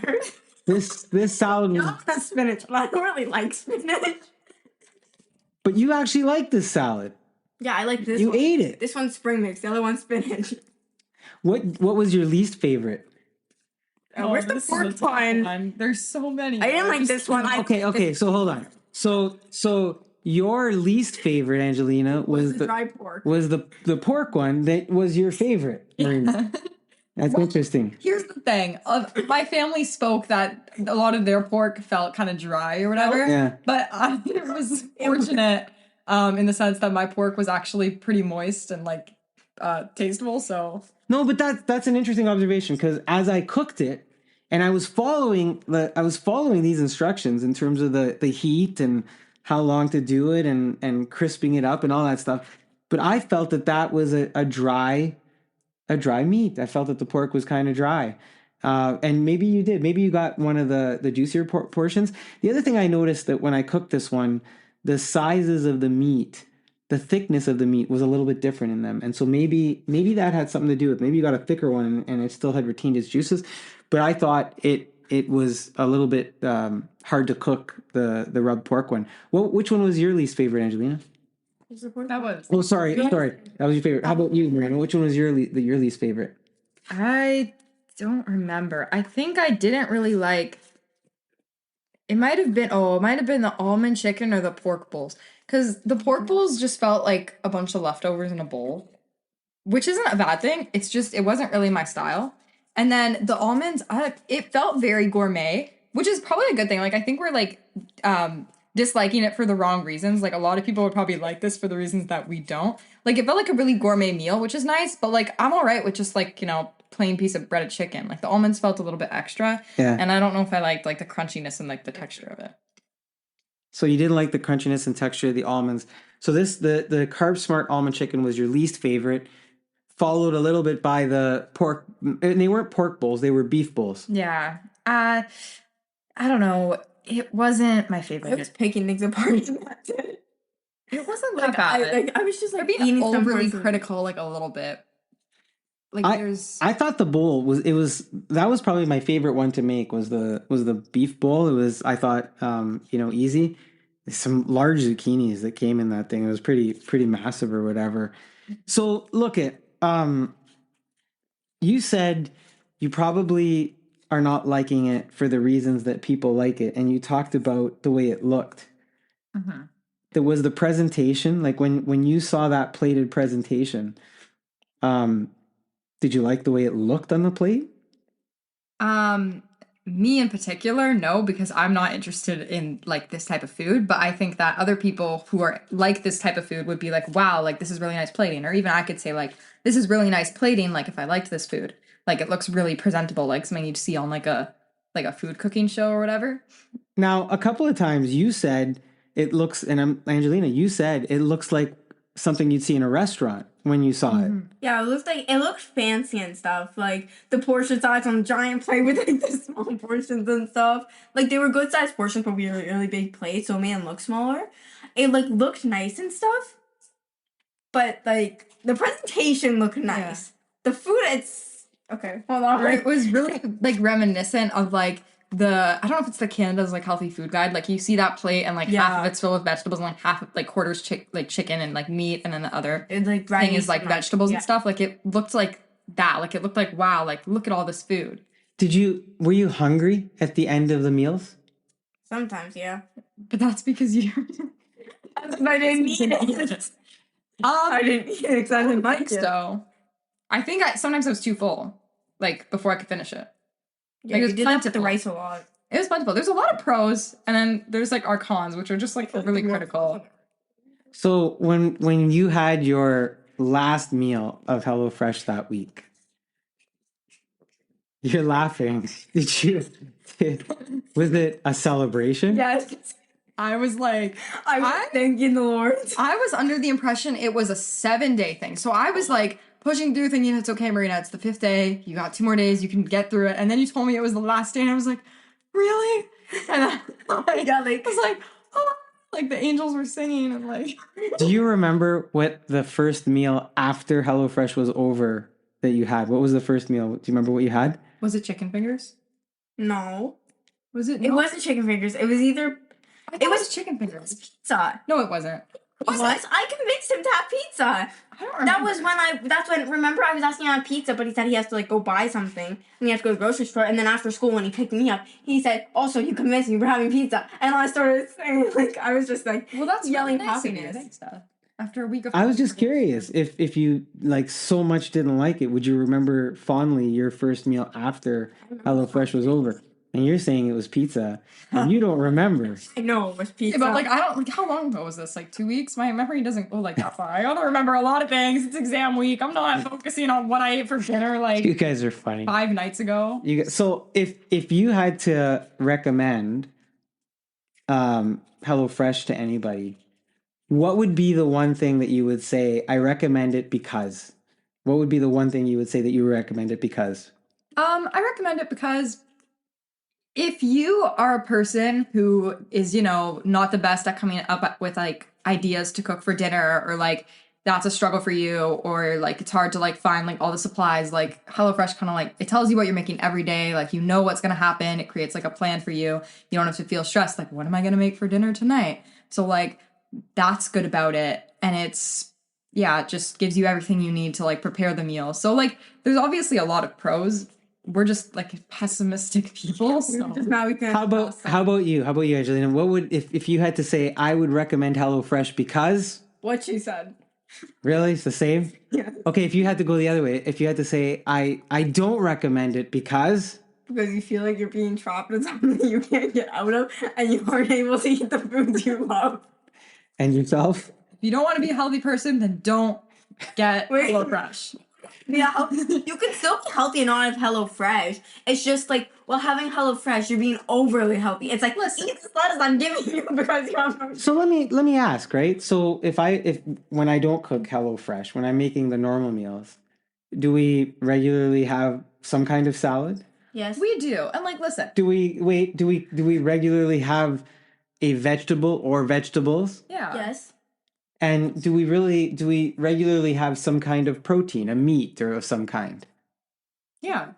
So what's the difference between what I cook normally versus what I cooked when I made HelloFresh? Tasted better when you made it. HelloFresh, no, it was like, it's not as bad as we're making it sound. Like, it's probably really good, and like, you'll probably really enjoy it if you like to, eat gourmet looking stuff and have all that or whatever. It's just like, I'm accustomed to what my parents usually make. And usually the food they make is pretty good. Pretty good. I'm glad I've reached pretty good. It's pretty good. And I don't know, HelloFresh was just like, oh, okay, let's not have my parents' food for a week, I guess. Let's see how well that goes. What's your favorite thing that I make that's not HelloFresh? Pizza, Alfredo, pasta. I said one thing. I was listening to multiple things. Chicken wings. So pizza. Why do you like my pizza? Because it's really good. What makes it good? I don't know. It's because like over the years of COVID, you just like started learning how to make it, and we didn't order out from places. Yeah. So then we kind of just got like used to the taste of it. That like compared to any other place, it's just like the best pizza we've ever had. Scoring points with Dad. How about you? What's your favorite thing that we make at home? I mean, I'd probably say pizza too, but like in general, just like Everything we make is like, I don't know. It's got like a certain comfort that HelloFresh just doesn't provide, like. It's comforting to hear It's that. comforting to know that like it's from my dad, like he cooked this meal. He cared enough to cook this meal for me. And like HelloFresh is just like, like he cooks HelloFresh too, but like HelloFresh, like like you like alter the recipes and you do like a whole like science thing or whatever. Like Yeah. I really appreciate it, which means you should do it forever. I see. And we should know. Hello So- Fresh just felt like, I don't know, lazy. That's But interesting. No, everybody's it's allowed to be a little lazy. no, it's an interesting perspective. For me, it didn't feel lazy. It felt like I had to do more work. I felt like the sink was more full of dishes. I felt more pressure to cook it and try to get it ready, and I just didn't feel like it was easy to make, like I make my normal food or whatever. So Also hard to time it before mom gets home. right, like those sorts of things. So Because he's cooking everything. So I just wanted to, I did the segment before this is I gave them an overview, our listeners an overview of cost and a whole bunch of other factors, and I wanted them to hear what your firsthand experience was, from a family perspective and consuming it. So thank you for doing that. There you have it, folks. Just some live, real life experiences from parts of the family when it came to HelloFresh. Okay, I hope you enjoyed that HelloFresh segment. We had fun doing it. Again, the videos are going to be over on youtube.com/@themonthly social. Let's get to some music. Here's a new one from 5440 and our friend Neil Osborne, and this song is called Food Loser.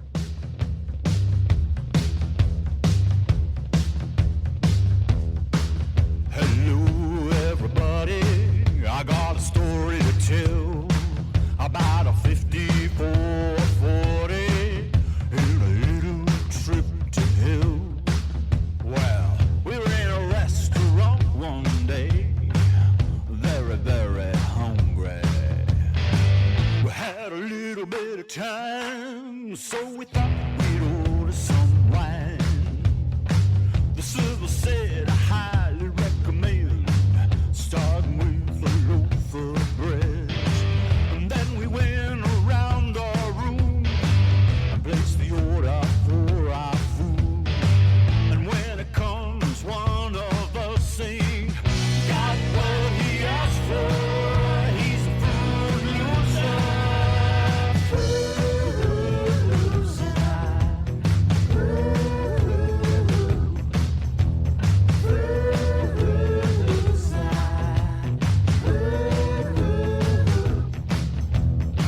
I'm sure it happens to you when you don't get what you choose.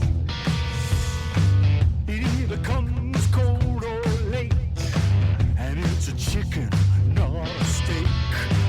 And now you know what's happened to you, and now you know what your friends call you. It's not as if you're a weird chooser, you're just a food loser.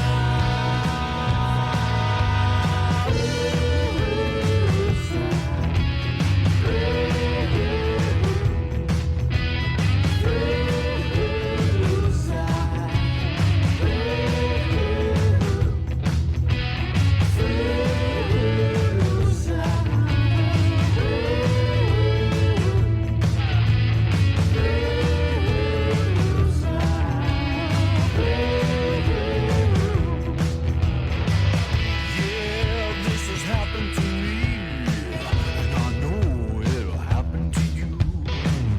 No matter what you think, no matter what you choose, you'll be a food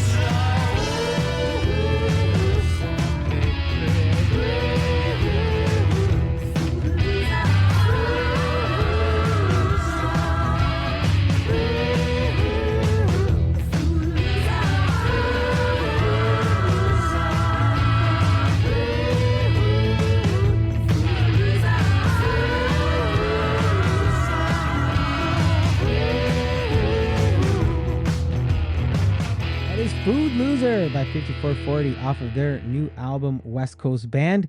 Stay tuned for more new music from Neil Osborne and the iconic 5440. Now, before we get to our next segment, let's hear from one of our friends of the podcast, Lee's Fine Cars. Whether it's buying a new car or a quick oil change, Lee's Fine Cars and Service Center has got you covered. Proudly serving the GTA for over 30 years as your one-stop automotive source for sales, service, and bodywork. Come visit us at 87 Green Lane, conveniently located just south of Bayview and 407, or online at leesfinecars.com.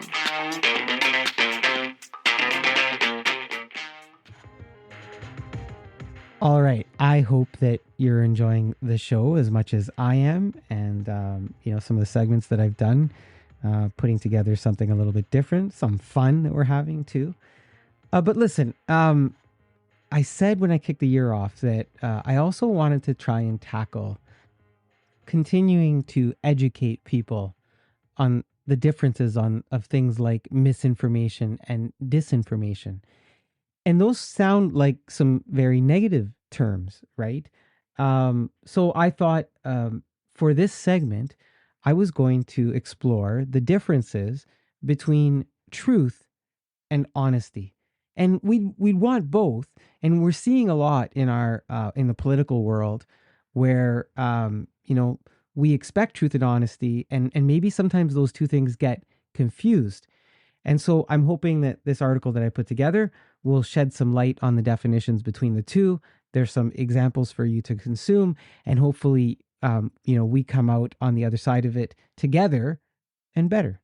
Here we go. Truth and honesty are sometimes two words that get used interchangeably, but they are not the same thing. They can be easily confused because they both deal with concepts of authenticity and integrity while functioning on different levels.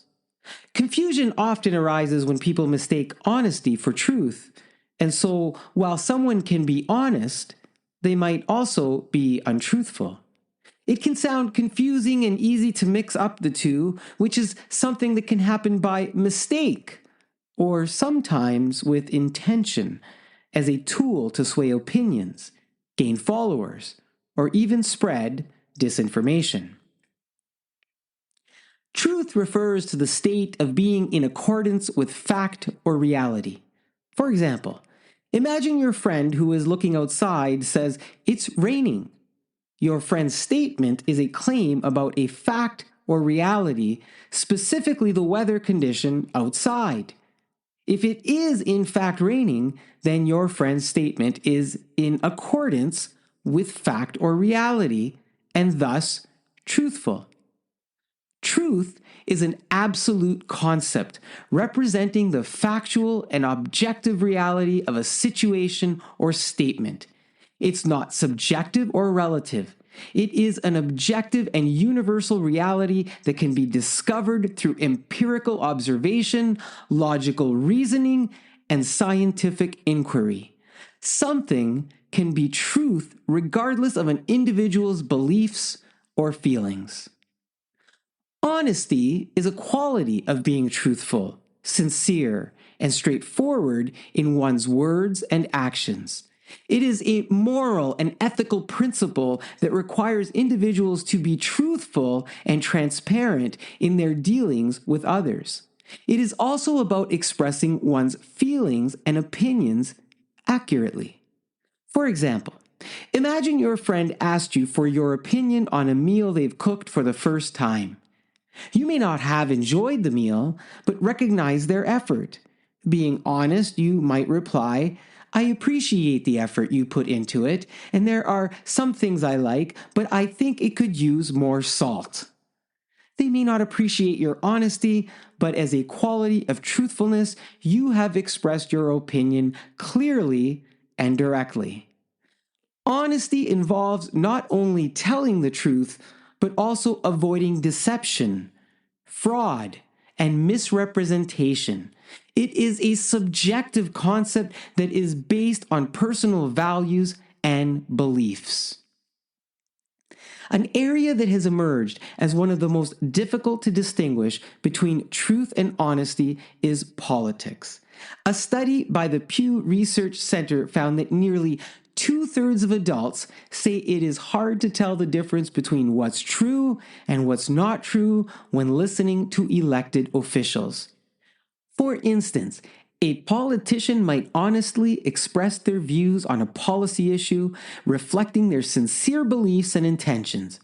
However, the truthfulness of their statements, whether they accurately represent the facts or the likely outcomes of their proposed policies, can be much harder for the public to identify.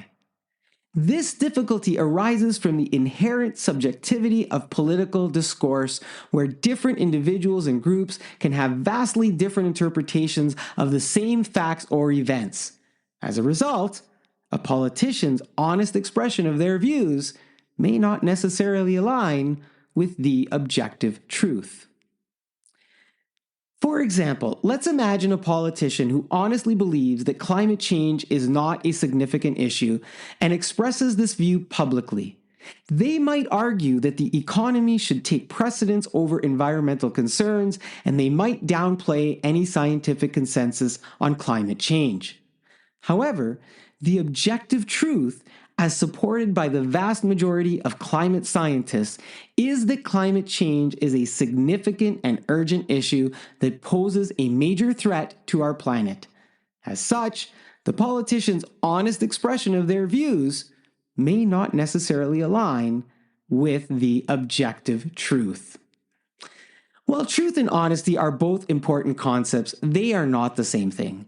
Truth is an objective concept based on facts, while honesty is a subjective concept based on personal values and beliefs.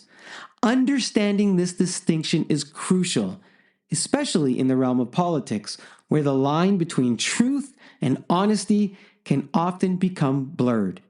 As citizens, it is our responsibility to critically evaluate the statements of our leaders, distinguishing between what is honest and what is true. The truth can also be said of our everyday interactions too. This is an opinion article by me, Guido Prino, host of the Monthly Social Podcast.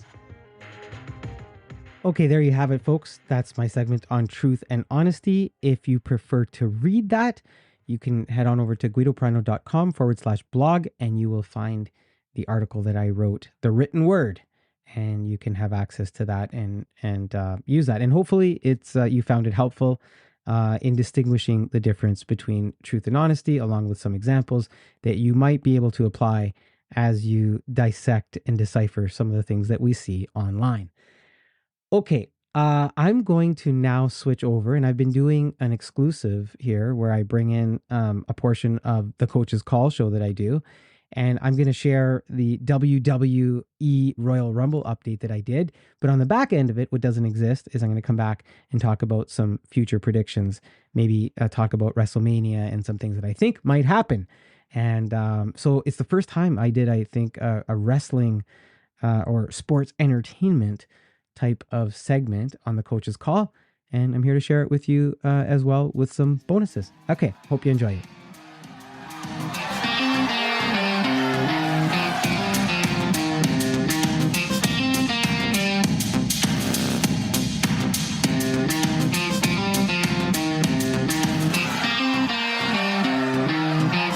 Hello, everybody, and welcome to the Coach's Call. I am your host, Guido Prino, and I want to talk about wrestling, WWE, the Royal Rumble. Look, I know you guys, some of you guys are purists. You want to hear about hockey, football, and there's a lot of that going on. And I don't know that I've ever really covered wrestling, just a wrestling episode. So I'm going to do that on the heels of WWE's Royal Rumble. And look, I tried to approach watching the Royal Rumble as a fan, not as an analyst. Because when I watch it as an analyst, I want to change things. I want to change the story. I want to tell you about what was right and what was wrong. And I'm going to do that. I'm going to cover that off here. But I wanted to just enjoy wrestling. I wanted to enjoy wrestling from the perspective of how I used to enjoy wrestling as a kid, as a child. Not knowing about, not hearing about the dirt sheets, the predictions, what might happen, who might show up, who might not show up, all the rumors, why something is being decided because of some politics, etc. And so, look, that's what I did. I just watched the show and I enjoyed whatever was presented for entertainment value alone. And I had fun. I had fun watching the show. Now, is there the little analyst in me that wants to, pick at things and why something works and why doesn't it work? Sure, because that's just what we evolved into, knowing what we know about the business and what we love about sports entertainment. If you are a fan of sports entertainment, so if you haven't in a while tried just watching the show as a fan and just enjoying the content, give it a shot and you might find that you're surprised by your own maybe renewed enjoyment of it. Okay, so I did that, and when I did that, and I look and I say, did I like everything as a fan? If from that perspective, I did. It was a great show. Loved the outcome of probably every single match. Loved a whole bunch of things that happened in those matches. It was fun. It was fun to watch it that way. And I'm gonna seep a little bit of that into as I get into the analysis of this. The analyst portion of me takes over. Things that didn't make sense, things that I would have liked to have seen something different happen, things that worked. Okay. From a didn't make sense perspective, and if you follow WWE and if you follow wrestling, I didn't quite understand Damian Priest being in the Royal Rumble. He has he's a Money in the Bank winner. He can cash in the briefcase at any time. He can go after whatever title he wants. I didn't understand the narrative of having him in the Rumble. His presence didn't really create any new storylines. I didn't think so anyways. And so I thought his spot could have been given to somebody else, or something could have happened with the briefcase or whatnot. The other thing that didn't make sense to me was Pat McAfee in the Royal Rumble. I guess I didn't really like Pat McAfee even coming out as an announcer. Just not a big Pat McAfee fan. He has a decent show now and then. It's just, it's a little controversial, if you will, maybe on purpose. Who knows? I just never have been a fan of his as an announcer and integrated into the wrestling. But then to have him actually enter the Rumble, to waste a spot, whereas you could have showcased a talent or brought somebody in. Did it provide a humorous spot? Maybe.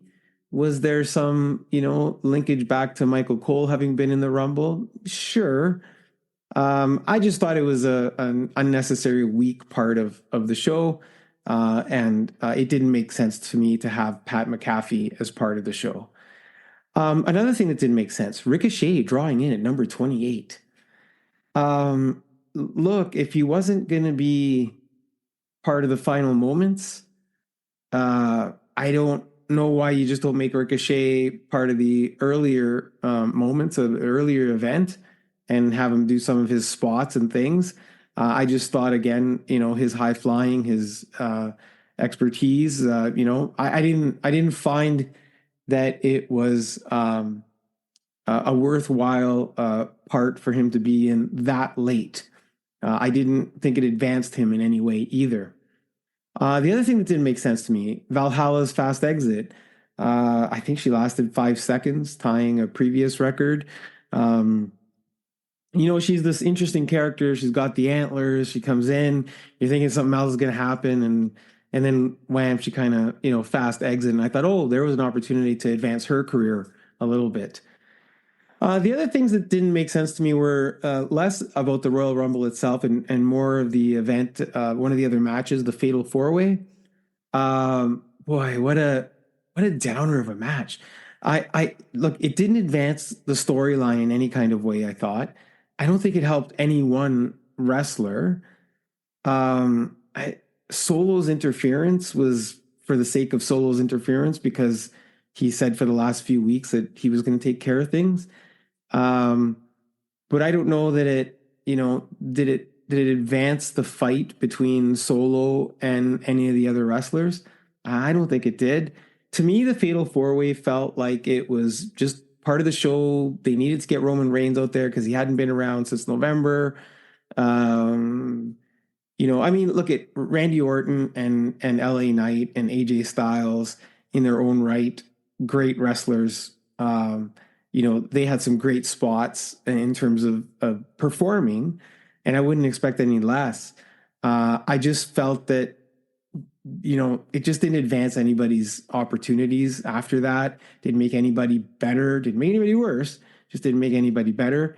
Felt like it was a throw-in match, to show that Roman Reigns defended his title for the first time in 3 months and now may not defend it again for another, I don't know, 3 months. So till WrestleMania. All right, look, that's enough of the things that didn't make sense. Things where I would have liked to have seen something different happen. So Jay and Jimmy Uso draw number 1 and number 2 in the Men's Royal Rumble. But that storyline didn't really play out for me. There was the initial pop. There was some, fun interaction between them. And then I just felt that it fell a little bit flat. I thought, why not have Jimmy around for when Sami Zayn shows up and do a spot, like finish telling, parts of that story or spark it up a little bit, if you will, too. I just thought, and if they're thinking about the Usos fighting at WrestleMania one-on-one, I don't know. I'm going to need some more buildup. I'm going to need some more things happening between the two. Yeet, no yeet. Right now, no yeet. It just didn't do it for me. I would have liked to seen something different happen there. I didn't think they advanced Jay in any way in this Royal Rumble main event. Jay Uso. I don't know. I thought maybe he would have some better spot, either helping Cody out at the end or something to do with Cody, because Cody brought him in, and they've been trying to change the way people look at Jay. I just didn't see a lot going on with Jay. And then R-Truth. Sometimes less is more. And I love an R-Truth and the comedy spots he's given us with, Judgment Day. But his whole shtick on getting things not quite right, maybe it's going a little too far, and sometimes it's not as funny. And I really love R-Truth. I thought he's a great character, and he does make me laugh. I just thought maybe the run-in the Women's Royal Rumble part of it didn't quite make sense. I'm nitpicking there. I'm just hoping they don't try to overdo it with R-Truth. Okay, things that worked. Now, part of this almost made it into things that didn't quite work. And Naomi came back. And she came back, and her and Natalya were number 1 and number 2 to start the Women's Royal Rumble. And it makes total sense now. Naomi looked rusty in those early spots. She looked like she was missing, some moves or telegraphing some moves, or it just wasn't working for her in the beginning. And I'll admit, I didn't keep an eye on her through the whole match. It's nice to see her back, but I get why they started Natalya with her. If Naomi was rusty, Natalya maybe was helping her, bring her along, calming her nerves from having not been there for a while. She just looked a little out of place at the beginning. Nice to see her. Will be interesting to see where they end up with her. But Natalya made that work for Naomi with bringing her back. The other thing that I thought was that worked, that was fun, was the Chelsea Green spots. Chelsea Green was awesome. Like, she was just getting beat up, in these comical kind of spots, like unfathomable that she would get, pinned in the corner like 4 times, 4 different ways, wrestlers, falling on her. And I just thought it was awesome. It was again, this goes back to that spot where I say things that I would have enjoyed if I just watched the match as fun. That was a fun part of it, and Chelsea Green did a great job with her spots. It was also nice to see Jordan Gracie, TNA Knockouts champion, come in and be part of the WWE. Unexpected. It was a bit of a surprise to me. Anyways, I was trying not to follow things in that way, like I said. So I thought she did great in the match. I was thinking she might have gone a little further, but it worked. It was really nice, and it worked. Jade Cargill. So I was thinking, I don't know if Jade's going to work here. But man, did she ever have a presence. And when she came face to face with Bianca, that created a moment. She had some other spots in there. It's going to be fun to watch where they bring Jade Cargill and what they do with her. But yeah, I could see her having a long career in the WWE and doing some good things. And it worked. It worked in the Rumble match. Overall, the women's match for me highlighted a lot of talent that we don't always get to see. And so I really liked it. I really liked seeing all the different women wrestlers come out, have their spot, do some different things. Just it was really enjoyable. So that was a big thumbs up for me. Now, here's another one that worked. I thought Kevin Owens and Logan Paul, that finish worked. I'm not a big fan of Logan Paul. I think that, I'm not convinced yet. He has some wrestling moves. I'm not a hater. I'm just not convinced on what Logan Paul should be in the WWE or in the wrestling world. He's got all these other side things that he's got going on, but Kevin Owens is a great worker. He worked an excellent match. Loved the finish. I thought they both did a great job with that finish, and so that worked for me. It'll be interesting to see when we see Logan Paul next, or if he becomes a regular wrestler or not. I know there was some, he did a show I think with John Cena, and there was some weird stuff there, I think. But again, I don't follow him closely outside of the wrestling, but I thought that the finish with him and Kevin Owens was awesome. The other thing that worked for me was the Cody Rhodes win. Yes, I wanted to see Cody Rhodes win. I also wanted to see Cody Rhodes win last year against Roman Reigns and the whole idea of finishing the story. I wonder if CM Punk fans feel a little bit the way Cody Rhodes fans might have felt last year when Cody lost at Mania, although this isn't Mania. So the win worked. It was the right way to finish it. I thought he and Punk put on a good final few moments, good build up to it. And maybe there might be some future build up there that, if Rhodes ends up winning, we're going to see another Punk Rhodes match, or maybe a few more matches, and it'll be interesting to see where that goes.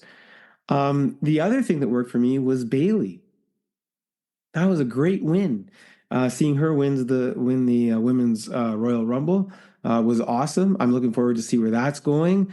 And what I haven't talked about here is, some possible predictions, and I'm going to hold off on those. I'm going to talk about the predictions over at the exclusive episode of the Coach's Call over at themonthlysocial.com for this upcoming month. And so if you tune in there, I'm going to talk more about where I think some of these things are going to go in possible predictions. So look, overall, great show. The Royal Rumble, had fun. Looking forward to seeing the setup to Mania for all of these things. And watch it as a fan, not always as an analyst. And that's the Coach's Call on WWE Royal Rumble 2024. Take care, everybody.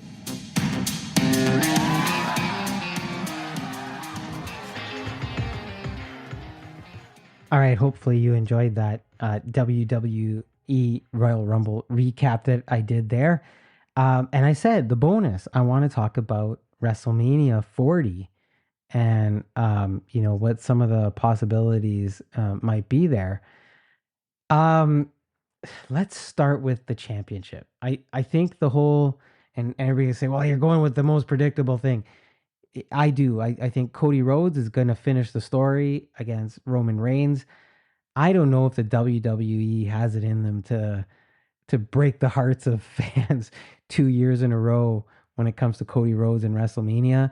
I think that Roman Reigns, the whole bloodline storyline is coming to an end. But I don't know that it's going to be a clean win for Cody Rhodes.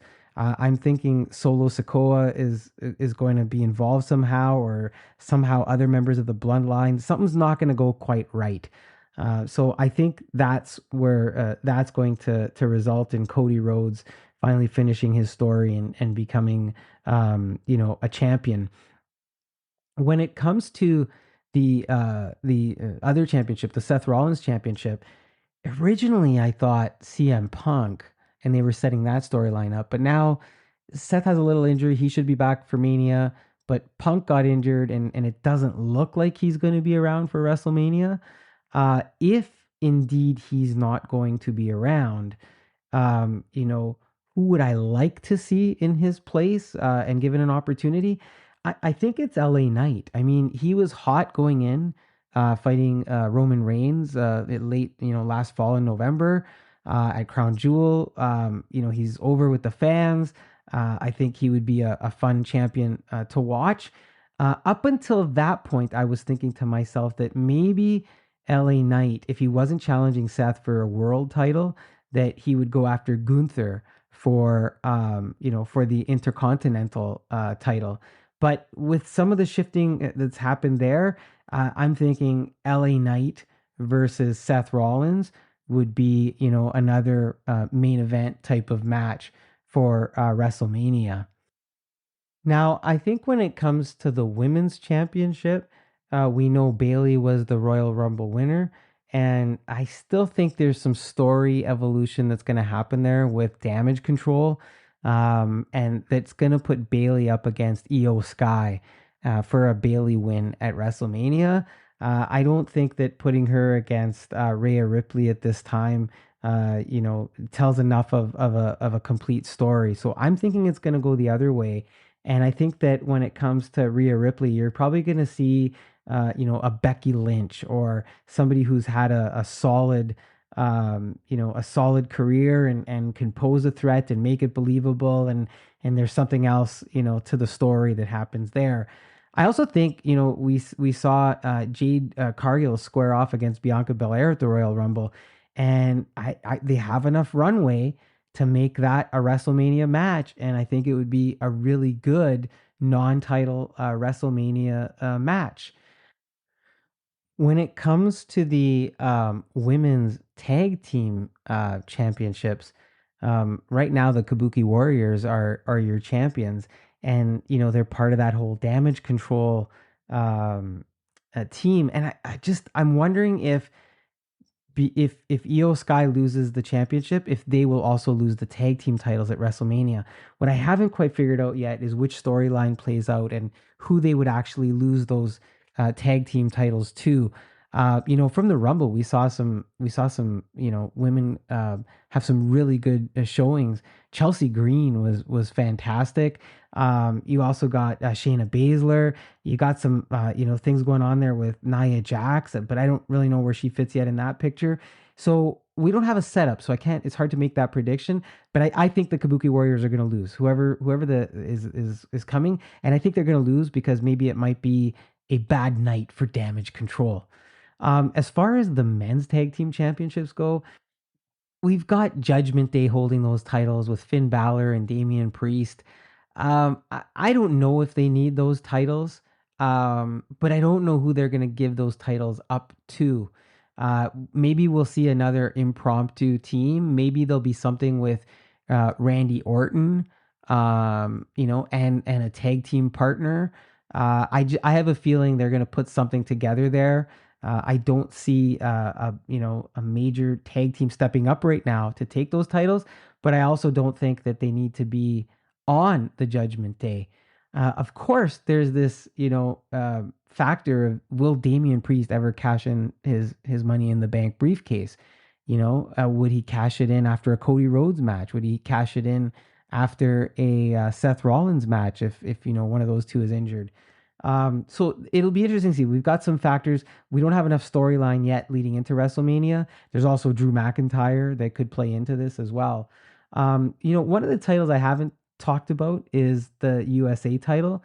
And I was originally thinking that maybe LA Knight would be the guy to dethrone Logan Paul, or even the Intercontinental title with Gunther, that maybe he would be the one to dethrone Gunther. I think Gunther's going to hold on to the title, whoever he faces at WrestleMania. And I probably, at this point now, would say Logan Paul will also hold on to his USA title. Look, these are some early predictions. There's still a lot of storyline for us to get to from now to WrestleMania, but a lot of things happened at Rumble, and I thought it would be fun to throw those out there. If you agree or disagree, let me know. Shoot me an email at tms@guidoprino.com or visit thecoachescall.com. and watch the video and leave your comments there as well. So looking forward to hearing from you if you decide to do that.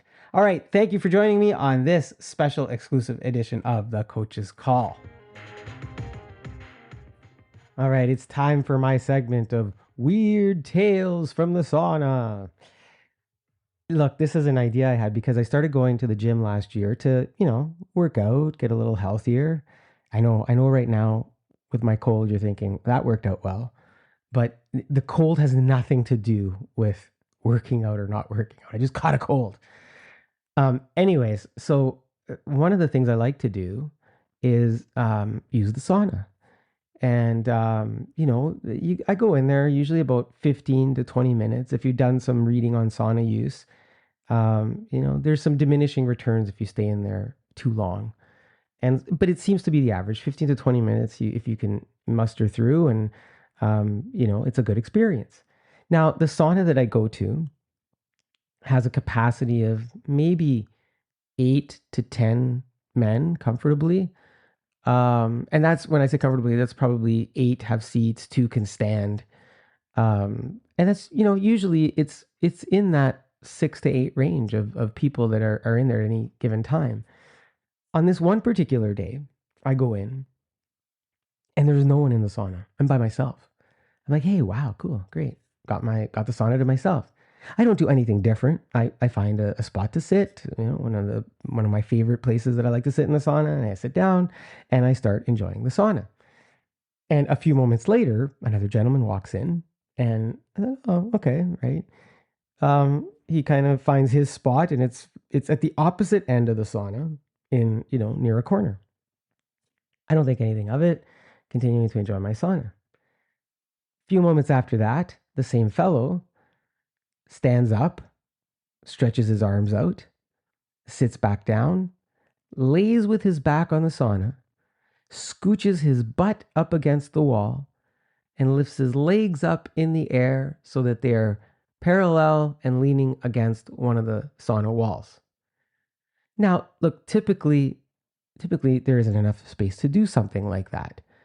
And, I've never seen anybody not have that type of appropriate sauna etiquette when others are in the sauna.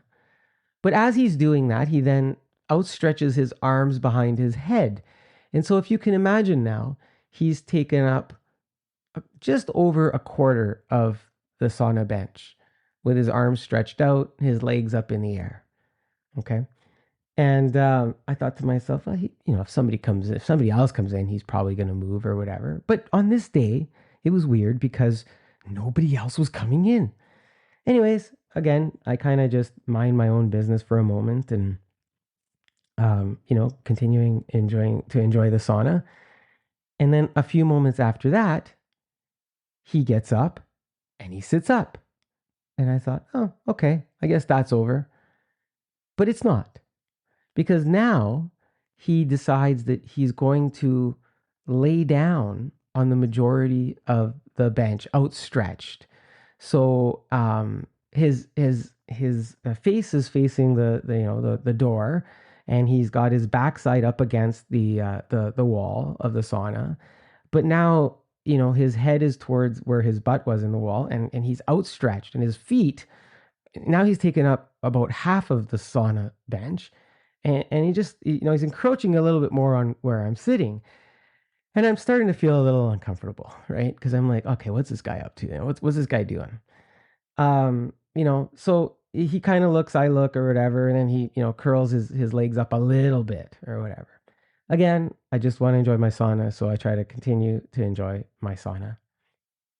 And, a few more moments go by. Still, miraculously, this day, nobody else is coming into the sauna, right? It's just me and stretch out guy. And I'm thinking, all right, just get through you're 5 or so minutes away from your limit here. Let's just get through the 5 minutes. Then the fellow decides that he's going to start taking his shorts down towards his knees, curls his butt further up against the wall, and his shorts are kind of like halfway down. And he's starting to make these odd noises. I can't tell you what happened after that because that was it for me. I thought to myself, I think I'm done. I know I'm not done, but I'm done. And it became really uncomfortable. There is a rule in the sauna that you should, keep your bottoms on or have towels or things like that. But just the progression of the movements and as they continued and I think he just thought he was the only one in the sauna, and he almost pretty much was. And when I left, he was the only one in the sauna. So if his goal was to have the sauna, he got the whole sauna.